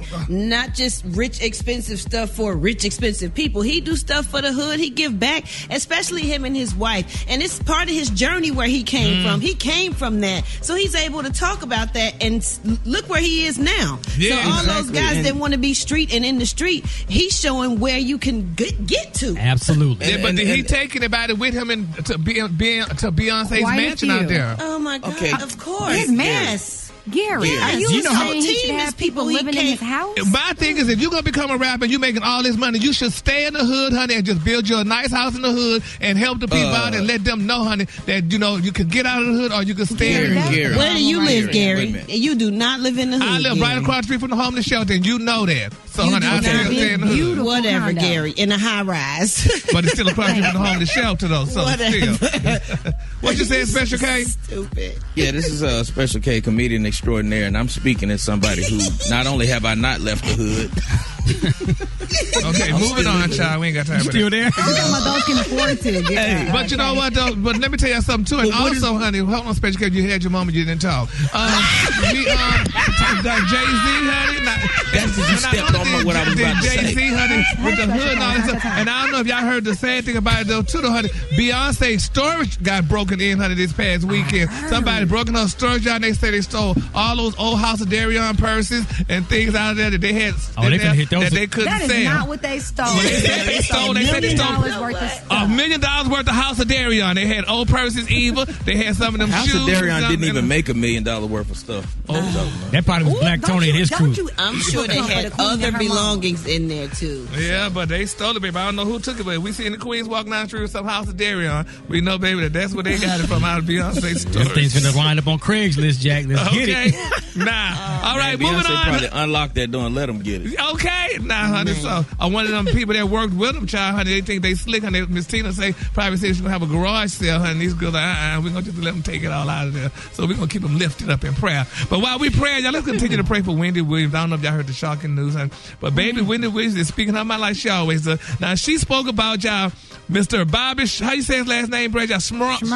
Baby, Bobby Smyrna, baby. Now he was recently released from prison, y'all, after serving 6 long years for conspiracy and weapon charges. Now Miss Williams decided to express, honey, that she does not believe, y'all, that Bobby, honey, is going to meet his parole requirements. She said, honey, his tickets remain till 2026, honey. She said the conditions of his parole include no drinking, no hanging out with people who are affiliated with the gang, no clubs, and no staying out past 8 o'clock.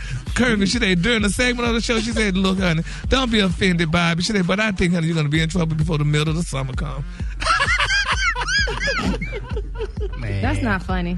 Yes, it is, baby. Her husband spoke out to her husband and said, look, honey, he said, hopefully in the future my son's mother will do more research. And he said, but in the meantime, the views currently being expressed do not reflect that of my son or myself. He ain't got to say that because the damn views that she reflect didn't have nothing to do with him cheating on her and having another damn outside baby neither. But he did, so I think he needs to hush. Wendy has the right to say what she want to say, huh? And that's on someone else's life. Evil.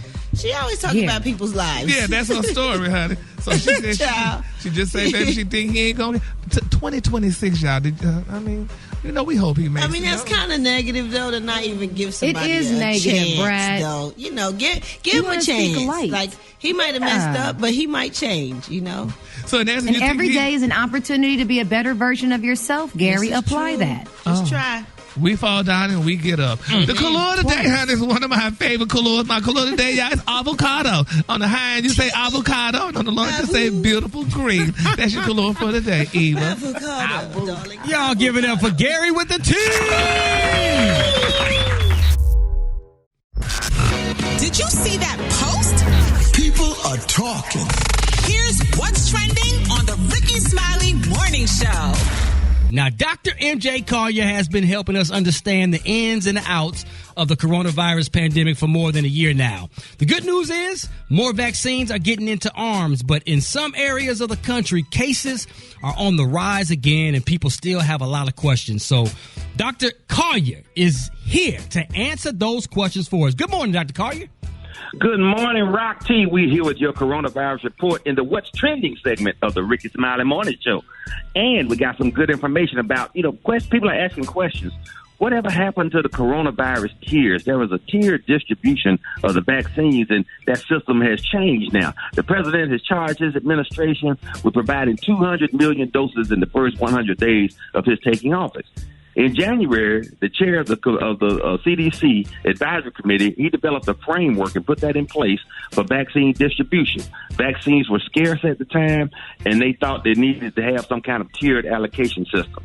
States would distribute the vaccines in phases, hitting the most vulnerable individuals first, making sure the healthcare workers were protected so they would be available to provide additional vaccinations to other patients. Okay, it started out that way, particularly when there was very few available doses of coronavirus vaccine. And the frail residents of nursing homes were the initial chosen group. Those people there and other healthcare workers. The next groups were carefully chosen with an eye on who was most at risk for COVID-19 for age, health, or occupational reasons. Now some states have moved on from phase 1B to 1C and even phase 2. Adding people with underlying conditions such as high blood pressure, diabetes, but they added obesity, and that covered over 80% of the population of the United States. So frontline workers and other designated groups were also added. So now, nearly every state, I think 46 have announced that they're going to abandon these plans and completely dump the stage approach. For a variety of reasons. One, they're still trying to obtain the goal of 200 million doses in 100 days, and that's unprecedented. No country has ever vaccinated their population that quickly. There's intense pressure to get as many people vaccinated as possible. Two reasons. One, to stay ahead of the variants, because once we decrease the places that the virus can go, there won't be variants because the virus won't have viable hosts. Also, it's not easy to set and enforce priorities, as you've seen and observed in the community. The major concern is getting the vaccines in arms. Vaccinated people don't spread the virus. So there are people that are very enthusiastic about getting the vaccine, and so they want to provide it to those people that really, really want it. Then they're going to take the time to go after people who want it, but they don't have the technology. They're not computer savvy. They can't go online and book appointments, etc. So they're going to target those individuals and take the vaccines to those places where people are.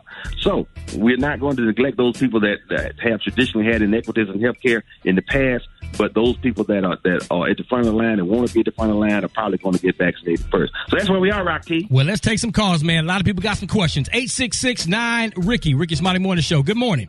Hey, good morning. I was calling to find out, one, take the COVID-19 shot. I'm actually allergic to antiprox and ibuprofen. So what can one take to alleviate the symptoms of the shot if one is allergic to antiprox and, medicine of that type? Okay, if you're allergic to NSAIDs, then your only option will be Tylenol, which will help with the pain, but it's not a good anti-inflammatory. But vitamin D is also a natural anti-inflammatory, and omega-3 fish oil. So I would take both of those starting a week or two before your appointment if you have that option. But if not, I would take them and continue to take them for at least a week. Tylenol for the pain, and omega-3 fish oil and vitamin D for the anti-inflammatory process, and that will give you some benefit as well. Rickey Smiley Morning Show. You're on with Dr. Collier. Good morning. Good morning. If you still have a positive result, are you able to be vaccinated? If you still have a positive result, that's probably a false positive. That's a great question because we're still having that issue. The PCR nasal swab is so sensitive that it will detect dead viral fragments and give you a positive test. But 14 days after the infection, you should be cleared almost 100% of the time if you have a normally functioning immune system. So yes, you can get the vaccine. We highly recommend that you do. Rickey Smiley Morning Show. You are on with Dr. Collier. Good morning. My name is Kelly, and I have two daughters. One is 15, one is 17, and I have a son who's 24, who's living with autism, and I wanted to know whether or not the Johnson & Johnson vaccine would be a better vaccine, particularly for my son and for my two girls, compared to the Pfizer or Moderna. Well, the benefit of the Johnson & Johnson is that it's one and done. It has shown to be 100% efficacious in decreasing hospitalizations and deaths. But again, it's in the 80% efficacy as far as you getting the coronavirus. But that's a good deal. That's very good for any vaccine. And if one shot is more appropriate for you and your family situation, it makes it easier for you, then one and done would be the way to go. But I get whichever one is available as quickly as I can. And your son with autism puts you at the front of the line as far as category is concerned, because you are a caregiver, so you can get it, he can get it, and then the 17-year-old can get it. The 15-year-old has to wait till their birthday as of now. Let's take one more call. Rickey Smiley Morning Show, you're on with Dr. Collier. Good morning. I just wanted to know, why is it that they have researched AIDS and cancer and they haven't come up with a cure or anything for that yet? But this virus, this killer virus, come up, and in about less than a year's time, they got a miracle vaccine, and that they want everybody to take all of a sudden. Well, great point. And the next phase of this new mRNA technology, and Dr. Collier said this 6 months ago, is going to be directly treating cancer patients. So this is going to be a revolution in the treatment of cancers because it's going to target cancer cells without doing damage to your body like your traditional chemotherapies do. When you get traditional chemotherapy in cancer, the objective is to kill as many of the bad cells, but you get a lot of good cells killed as well.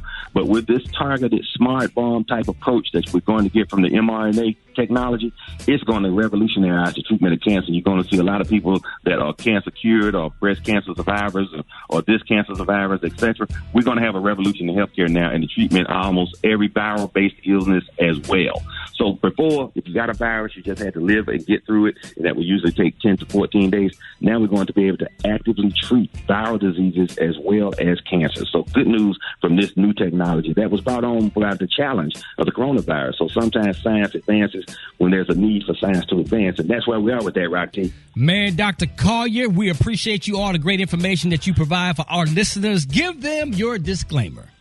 Oh, these are the opinions of Dr. M.J. Collier, not those of Rickey Smiley, the Rickey Smiley Morning Show crew, or its radio affiliates around the country and around the world and around. It's the Rickey Smiley Morning Show, man. It's about that time for the State of Black America with National Urban League President and CEO Mark Morial. Good morning, Mark. How are you doing, sir? Good morning, Rock T. Good morning. Happy Monday to you, my brother, and the State of Black America. Let me say today the most important thing is the beginning of the trial in Minneapolis, Minnesota. The Derek Chauvin trial for the murder of George Floyd. We are working, praying, advocating for justice. This trial will be carried live on television, so we encourage people to watch this trial for transparency. The prosecution, of course, will argue that the knee on the neck is what killed George Floyd.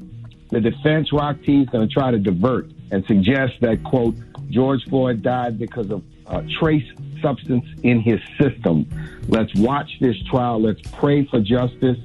Let us all be vigilant and watchdogs as we watch the course of this trial. It is so important for the cause of justice for George Floyd.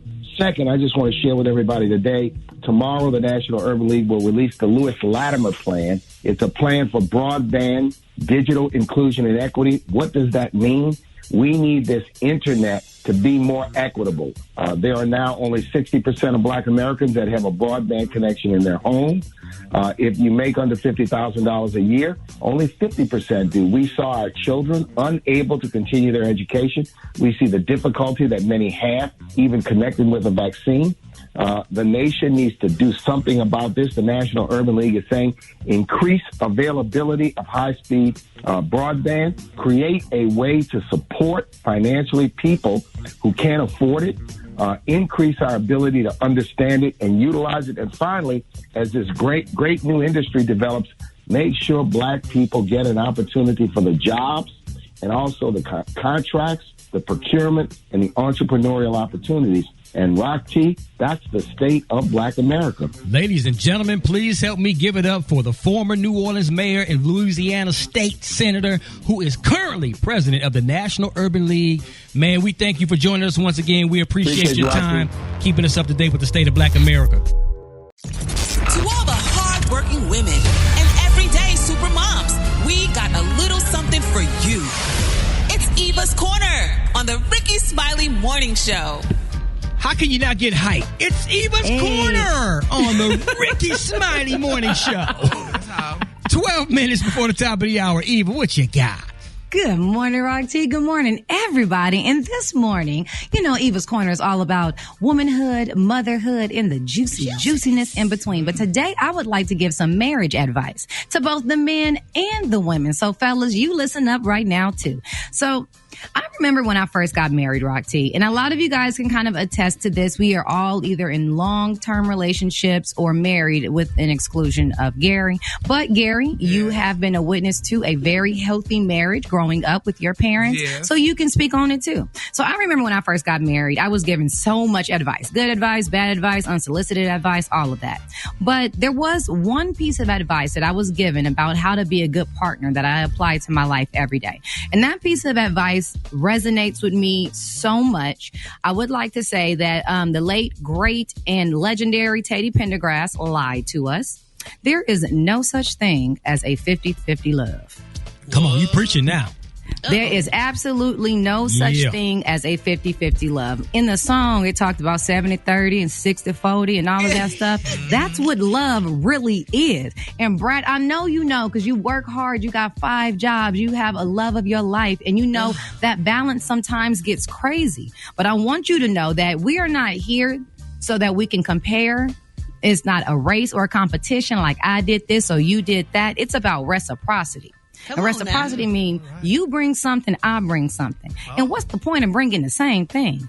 We don't both need to bring fried chicken to the cookout. You bring some sides, I bring the chicken. So I'm here to let you know if you're looking at your partner to do what you do and to be like you, to carry equal weight, then you are looking at this completely wrong. So let's go ahead and do a paradigm shift this morning because it's a good old Monday so we can start the week off right? So we're going to shift those brains a little bit and realize that we are together so that we can complement each other. What you don't do, that's what they pull up and do. What they can't do, that's where you fill into the gap. Preach. So Well, Eva. I'm just saying. Oh, Lord. Because Eva, did you ask Special K his opinion? No, he's What I a got to do comedian with this? extraordinaire. Well, no, we just talking about love, and I mean, just not of that 50-50 and whatever. And so, you've been married for a long time. I've I've been married longer than anybody. Yeah. Yeah, you Right. got So, do 50-50. you agree with 50-50 or no? No, I don't think that's possible. It's more like 80-20 if I've seen. And on some days you'll be the 20, and on some days you'll be the 80. But Pretty much, yeah. you have to remember, even though you joined a partnership and you guys are a union, you're one, you're only one because you are still yourself, and together you make one. Don't forget who you are in life. Don't forget what you want. Don't forget your goals. All right. I'm just saying, this morning, I've been feeling this since last talk. week. We skipped Eva's Corner. Yeah. Everything you saying, Eva, is right on point. But It is. But me and Crystal kind of have a theory that's a little bit different, because instead of the 50-50, 70-30, 80-20, all that, it's 100-100. You each person have to give 100% into the relationship. And if each person gives 100% into the relationship, all the other things really don't matter.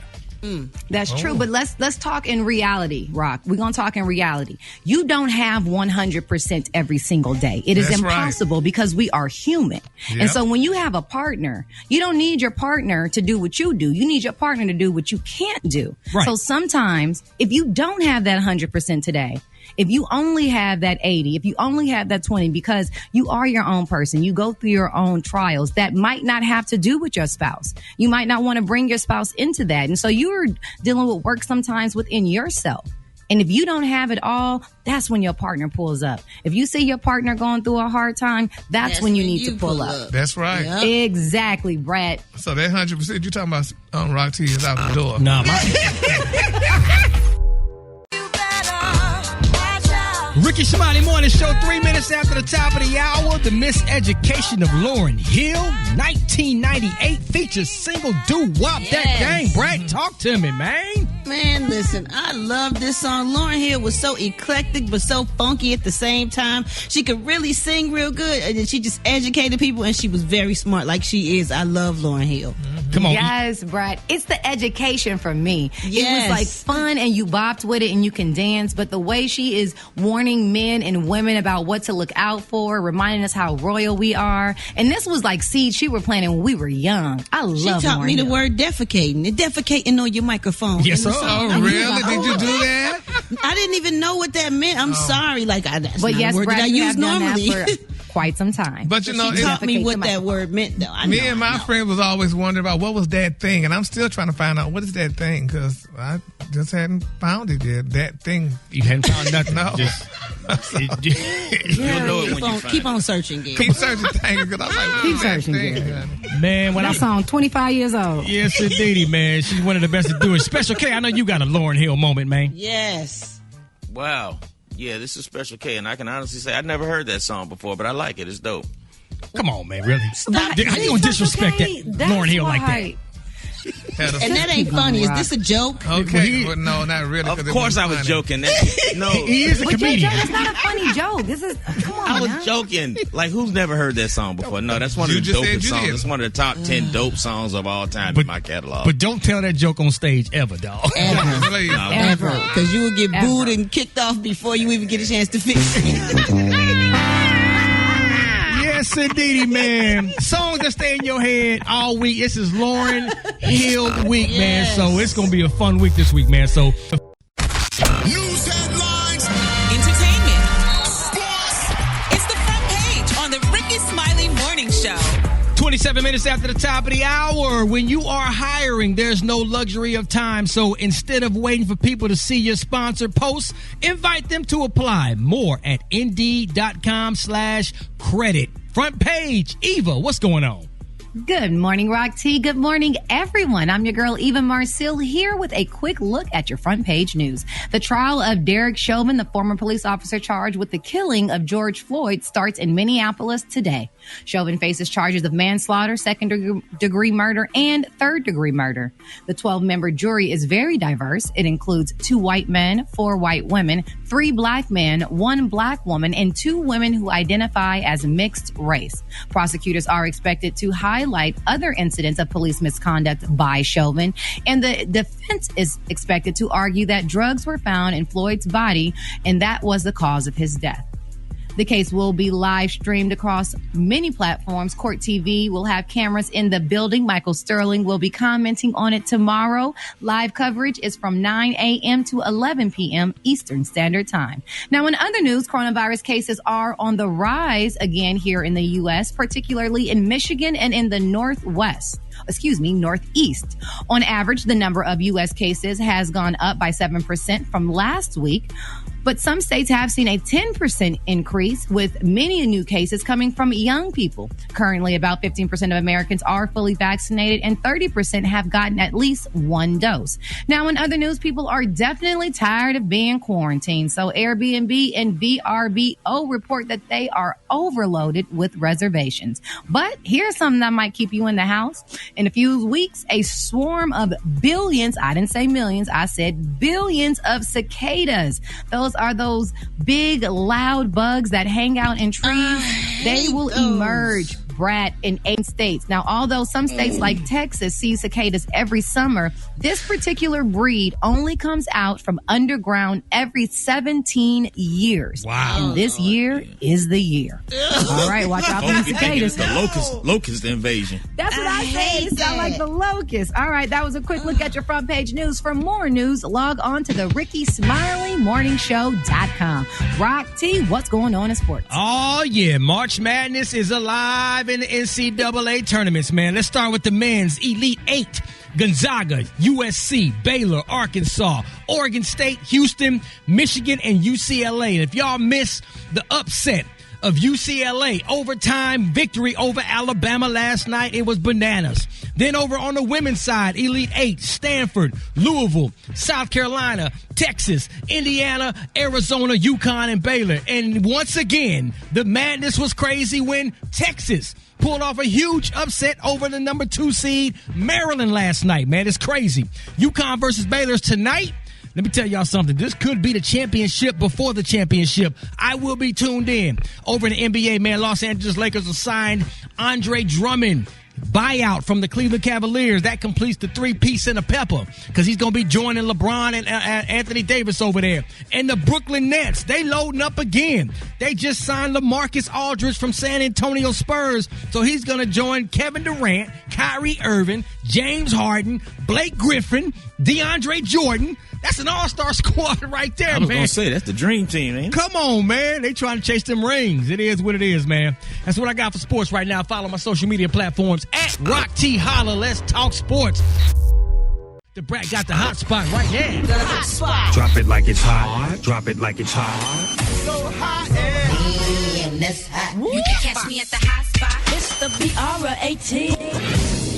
Good morning, everybody. I'm your girl, Brat Tat Tat, and this is the hot spot where we bring you music, movies, and more. So let's get off into it. Lord Sharon Osbourne done exited from CBS to talk, and this comes after a heated on-air conversation about race with co-host Cheryl Underwood. Now, after an internal investigation, CBS released a statement saying the events of the March 10th broadcast were upsetting to everyone involved, including the audience watching at home. As part of our review, we concluded that Sharon's behavior toward her co-host during the March 10th episode did not align with our values for a respectful workplace. We also did not find any evidence that CBS executives orchestrated the discussion or blindsided any of our hosts. So after the exchange, the talk went on hiatus for like 2 weeks, and she did issue an apology, but so many people say it's too late. And even Holly Robinson Peete said that Sharon Osbourne was telling producers that Holly Robinson Peete was too ghetto, which resulted in Holly Robinson Peete leaving the show. And then also, not her leaving, but her being dismissed from the show. Leah Remini was another former co-host, and she said that Sharon made racist comments all the time against co-host Julie Chan and homophobic remarks about the talk's creator, Sarah Gilbert. So, of course, Sharon denies these allegations. But the talk will return in April, y'all, April 12th with new episodes. And CBS says they want to use this time to do some serious work. They said they acknowledge the network and the studio teams as well as the showrunners, and they are accountable for what happened during that broadcast, as it was clear to co-hosts that they were not properly prepared by the staff for a complex and sensitive discussion involving race. But Brad, do you think Sharon has the right to be friends with who she's friends with? Because if she and Pierce were friends, does she not have the right to be friends? And this is true. She can be friends with whoever she wants to, but she's on a worldwide show that a lot of people watch. In the climate of the world today, she should have just kept that little comment personal. And it wasn't about their friendship. It was about her views aligning with his views, which are very racist. Yeah, so she could take up for her friend all day, but then when she starts showing racism or being racist that week, people get offended by that. Take up for your friend and take this L. How about that? That part, y'all both fired. I heard she's suing though, y'all. I heard she's suing him back. Yeah, she probably No, Brat. I heard she's suing the network, CBS, I guess, or something like that.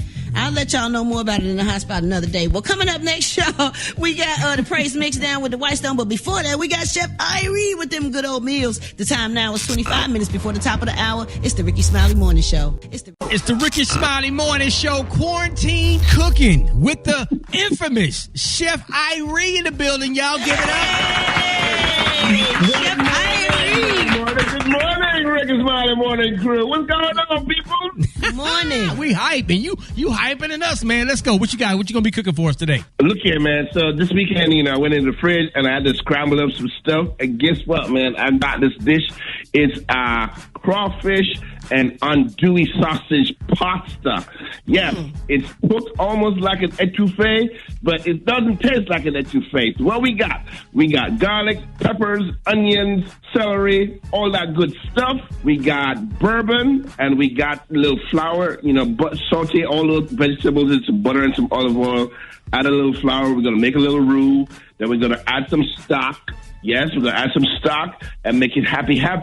We're going to spice it up. We're going to season it up. Just like how you would an etouffee, man. We want to make it nice, but we didn't use any Creole seasoning today. And then we're going to add some coconut milk. We're going to make that make it nice and luxurious. Yes, silky. Yes, cook it down for a little bit. Then we're going to add some tomatoes. Then we're going to add some ketchup. Let it cook for about 2 minutes. And then we're going to add our crawfish and andouille sausage. Let it cook out for a little bit more. And guess what, man? We're going to add a little parsley, make it happy some more. Make it pretty. And then add the pasta. Add that pasta to it, mix it up, and the good thing about this dish is you want to make sure that you have more sauce than you do pasta. When you add pasta to liquid, it soaks up the liquid. So when you serve this and you put it in the bowl, you want to make sure that you have a good amount of liquid. You don't want a dry pasta. Right. Ew. And put it in a bowl, sprinkle a little parsley over the top of that. This dish is done, people. Come on, man. Chef Irie, that sounds so good. Let me tell you something, man. Even if you've never cooked and cooking's not your thing, you just make somebody want to get in that kitchen and try. And especially when you're talking about all the ingredients are happy. Yeah. Chef Irie, how can people find this recipe? You can find the demo for this and, hit me up for the recipe too, on my social media. You can find it on all Rickey Smiley official pages. And, hit me up on the LinkedIn, Twitter, and on my website and Instagram. This is where you will find, info about Chef Irie. Yes, and the demo. So thank you very much, people. There it is. We appreciate you. Quarantine cooking with Chef Irie. Yeah, thank you, Chef. We got more of the Rickey Smiley Morning Show coming up next. What's going on, everybody? Chef Irie here again, and I'm here in the kitchen. We're going to do something cool for you. We're going to call it leftover quarantine cooking. So, some leftover cooked pasta. I found some crawfish in the freezer and andouille sausage in the fridge. And of course, the usual accoutrements, garlic, onion, peppers, and all that good stuff. And we're going to put that together, for a real cool dish. It should be good. It should be tasty. Added a little Caribbean vibes to it, some coconut milk, some Scotch bonnet, and make it happy. But of course, we can't, go too much further without a cocktail. very simple today. We're just having some bourbon. That's all we're having today. You know, nice and keeping it chill. So, let's make this happen, all right? Let's make this happen. So, real quick, I'm here, South Florida, private chef catering. That's what we do down here. Right now, we keep it nice and small, you know, those 10, 20, 30 people vibes. You know, hopefully when everything sort of wake up later in the year, we'll be able to do bigger events and, you know, private dinners by Chef Irie. So look out for those later, you know, hopefully in the summer. And you can get at me, you know, Instagram, I am Chef Irie. Twitter, I'm Chef Irie. Facebook, Chef Irie.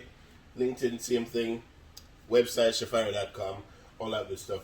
And remember, if you're watching this video, get the book, Taste the Islands. Yeah, check it out. All right, let's get this started.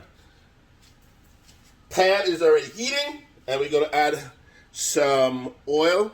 And this is a canola olive oil blend. All right, and we're going to add some butter. Now, the cool thing about this dish is that, yeah, we're going to add a little more butter.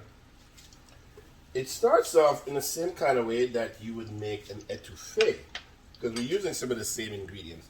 You know, the Trinity, you know, so we got some peppers, and we're going to add that to the pan, and we can add that right now. So we got some onion.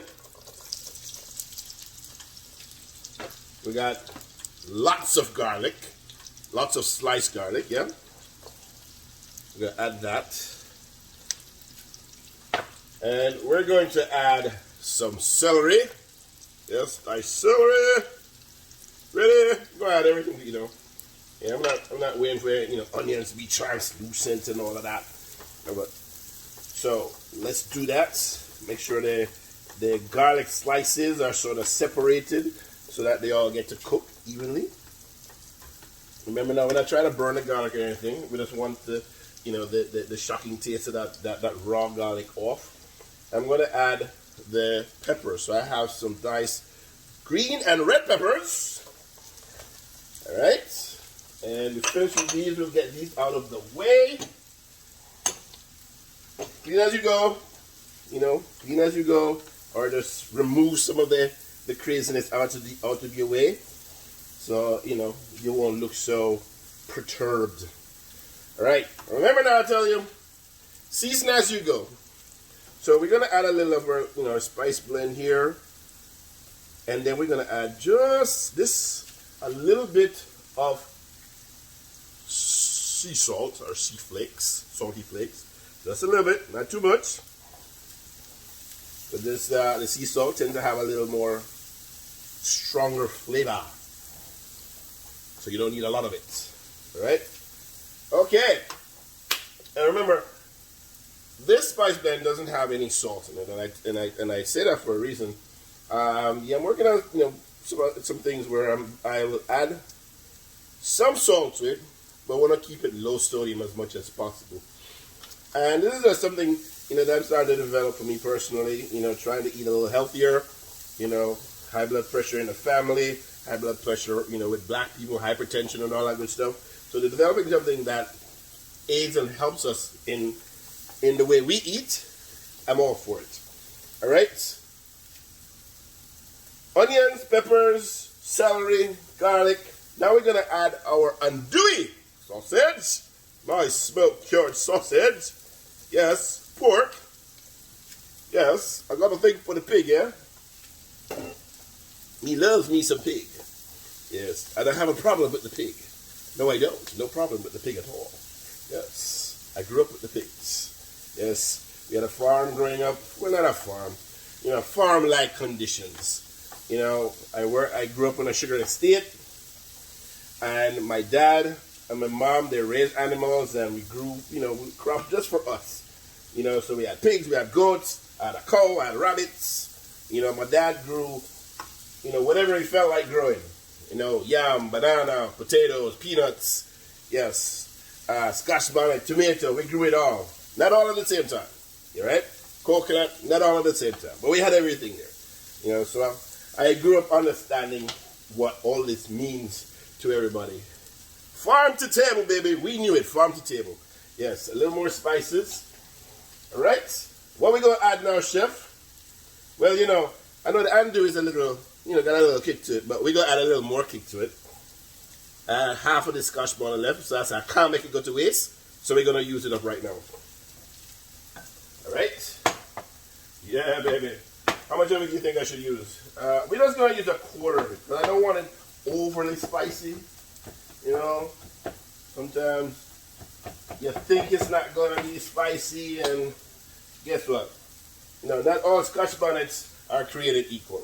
Because sometimes you have a bad run on a scotch bonnet and you swear, you know, they're doing something crazy to the scotch bonnet, and you try another one and you think it's not going to be spicy, and yes. All right, so let's stir this around. All right. And what we're going to do now is add some flour. We're going to make a little roux. All right.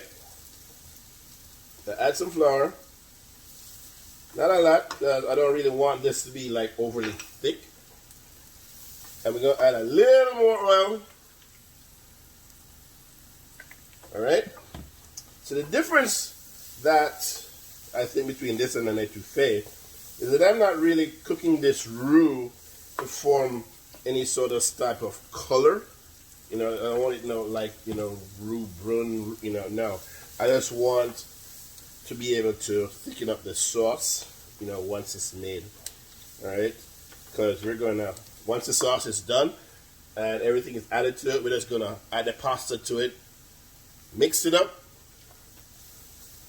One pot dish, right? You know I like these one pot dishes, right? But trust me, isn't that what quarantine cooking is about? You know, get it done quick and easy. Quick and easy, baby. Quick and easy. All right. So what we're going to do, we got some chicken stock. Should I add it? Yeah. Chicken stock. And we're going to add our chicken stock to our pan.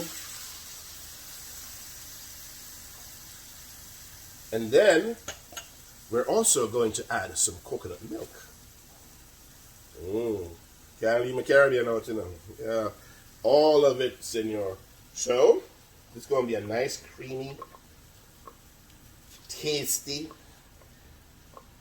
vibes. And let's just mix that around. Alright. Turn the heat up. Ooh, can you smell that freshness of the coconut milk? Oh my God. Yes. And we're going to let that come to a boil. And while we're at it, we're also going to add a little bourbon. Now, what I should have done before I added the stock and the coconut milk was add this. And then add, but anyway, it doesn't matter. So we're going to add a little bourbon, a little Maker's Mark. Just add a little to it. All right. So while that's going, we have our tomato ready. We also have a little cheese for this dish. Let me take a little sip of this this bourbon right here. So we want to make sure we're going to add some chopped parsley to this dish. All right. Well, like I said, this dish will come out similar to an etouffee. I just don't have an Cajun seasoning in this. But I do have, you know, like I said, some of the basic ingredients, the trinity, the celery, the peppers, the onion, we got garlic. Yeah, we're going to make it happy. All right, so let's just chop this up. And in about, I don't know, a couple minutes, probably not another 30 seconds, what I'm going to add to it is some chopped tomatoes, diced tomatoes. I'm going to add another. Let's add the tomatoes now. We can add them now. All right, there you go. Tomatoes in. Let's give that another quick stir. All right. So we just want this to cook for a few minutes. We want the flour taste to cook out of the roux. And we should be on our way. Now, what else am I going to add to this, chef, you ask? We're going to add some ketchup. Yeah, you could use tomato paste. You know, you could use some chopped or tomato puree. But today I want to use some ketchup. because I have some Grace Tomato Ketchup. Grace Tomato Ketchup. Yes. Yeah, that is actually how the jingle went. Yes. In Jamaica when I was growing up as a kid. So we're going to add some ketchup to this. I would say about 2 tablespoons. Not a lot. Now, what that is going to do, give me some flavor and also give me some color too. Alright, so we're going to turn this down a little bit. Alright. Oh yeah. And we're going to taste this. So, the chicken stock has some salt to it already. So I don't want to add any more salt, really. And I added a little salt during the saute process. Like I said, season as you go along. Build up the flavors. Alright, so this is, if you can't, this is what it looks like. Look at that color. Look at that color. Yes. Nice. Pretty. Alright. Come on with me. Work with me. It is. Now at this point, I'm going to add our crawfish. And this is crawfish that's already picked. And it's frozen, bought it frozen, yes. So when crawfish season is finished, yes, it's crawfish season now, but I didn't go out and buy crawfish. Like I said, I had crawfish in the freezer. You can buy this at markets, and for those people who can't find it in markets, you can always Google and buy a lot of these products online, or online, sorry. A lot of markets, they're in Louisiana, Texas, yeah, Florida too. So here we go. Add the crawdaddies to this.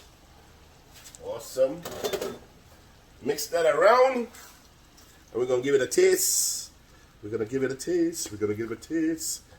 All right.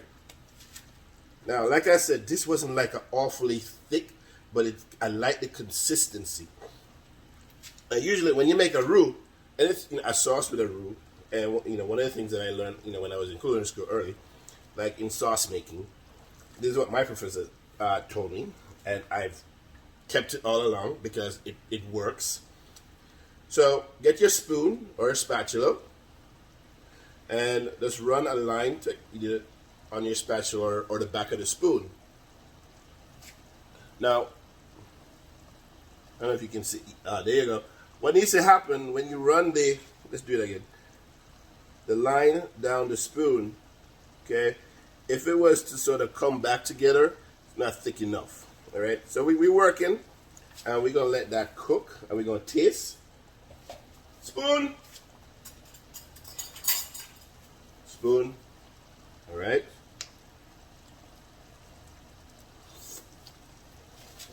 Ooh.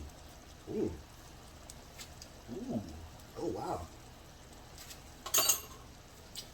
Trust me, this is heavenly.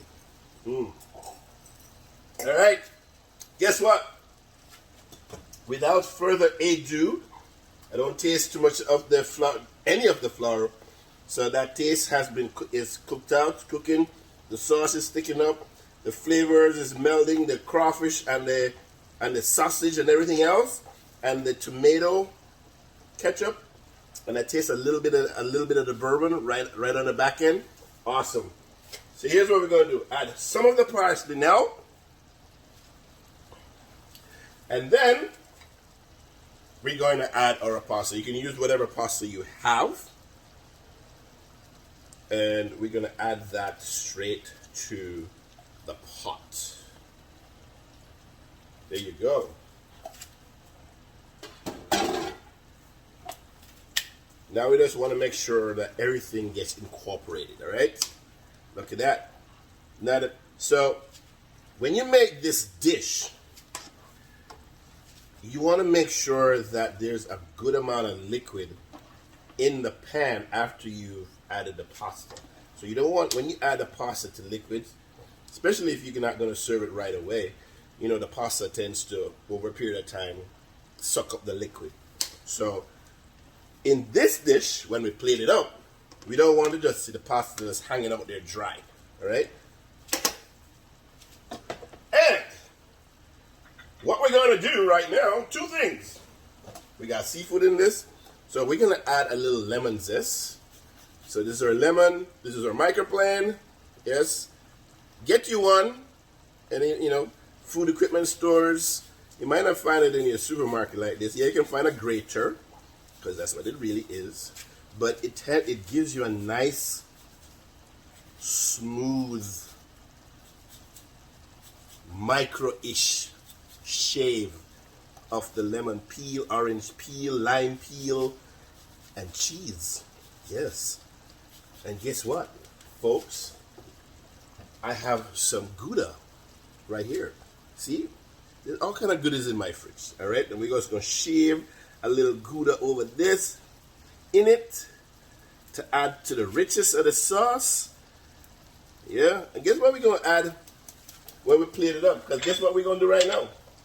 We are going to plate up this dish. Because it is ready. Add a little more parsley. All right? Put that aside.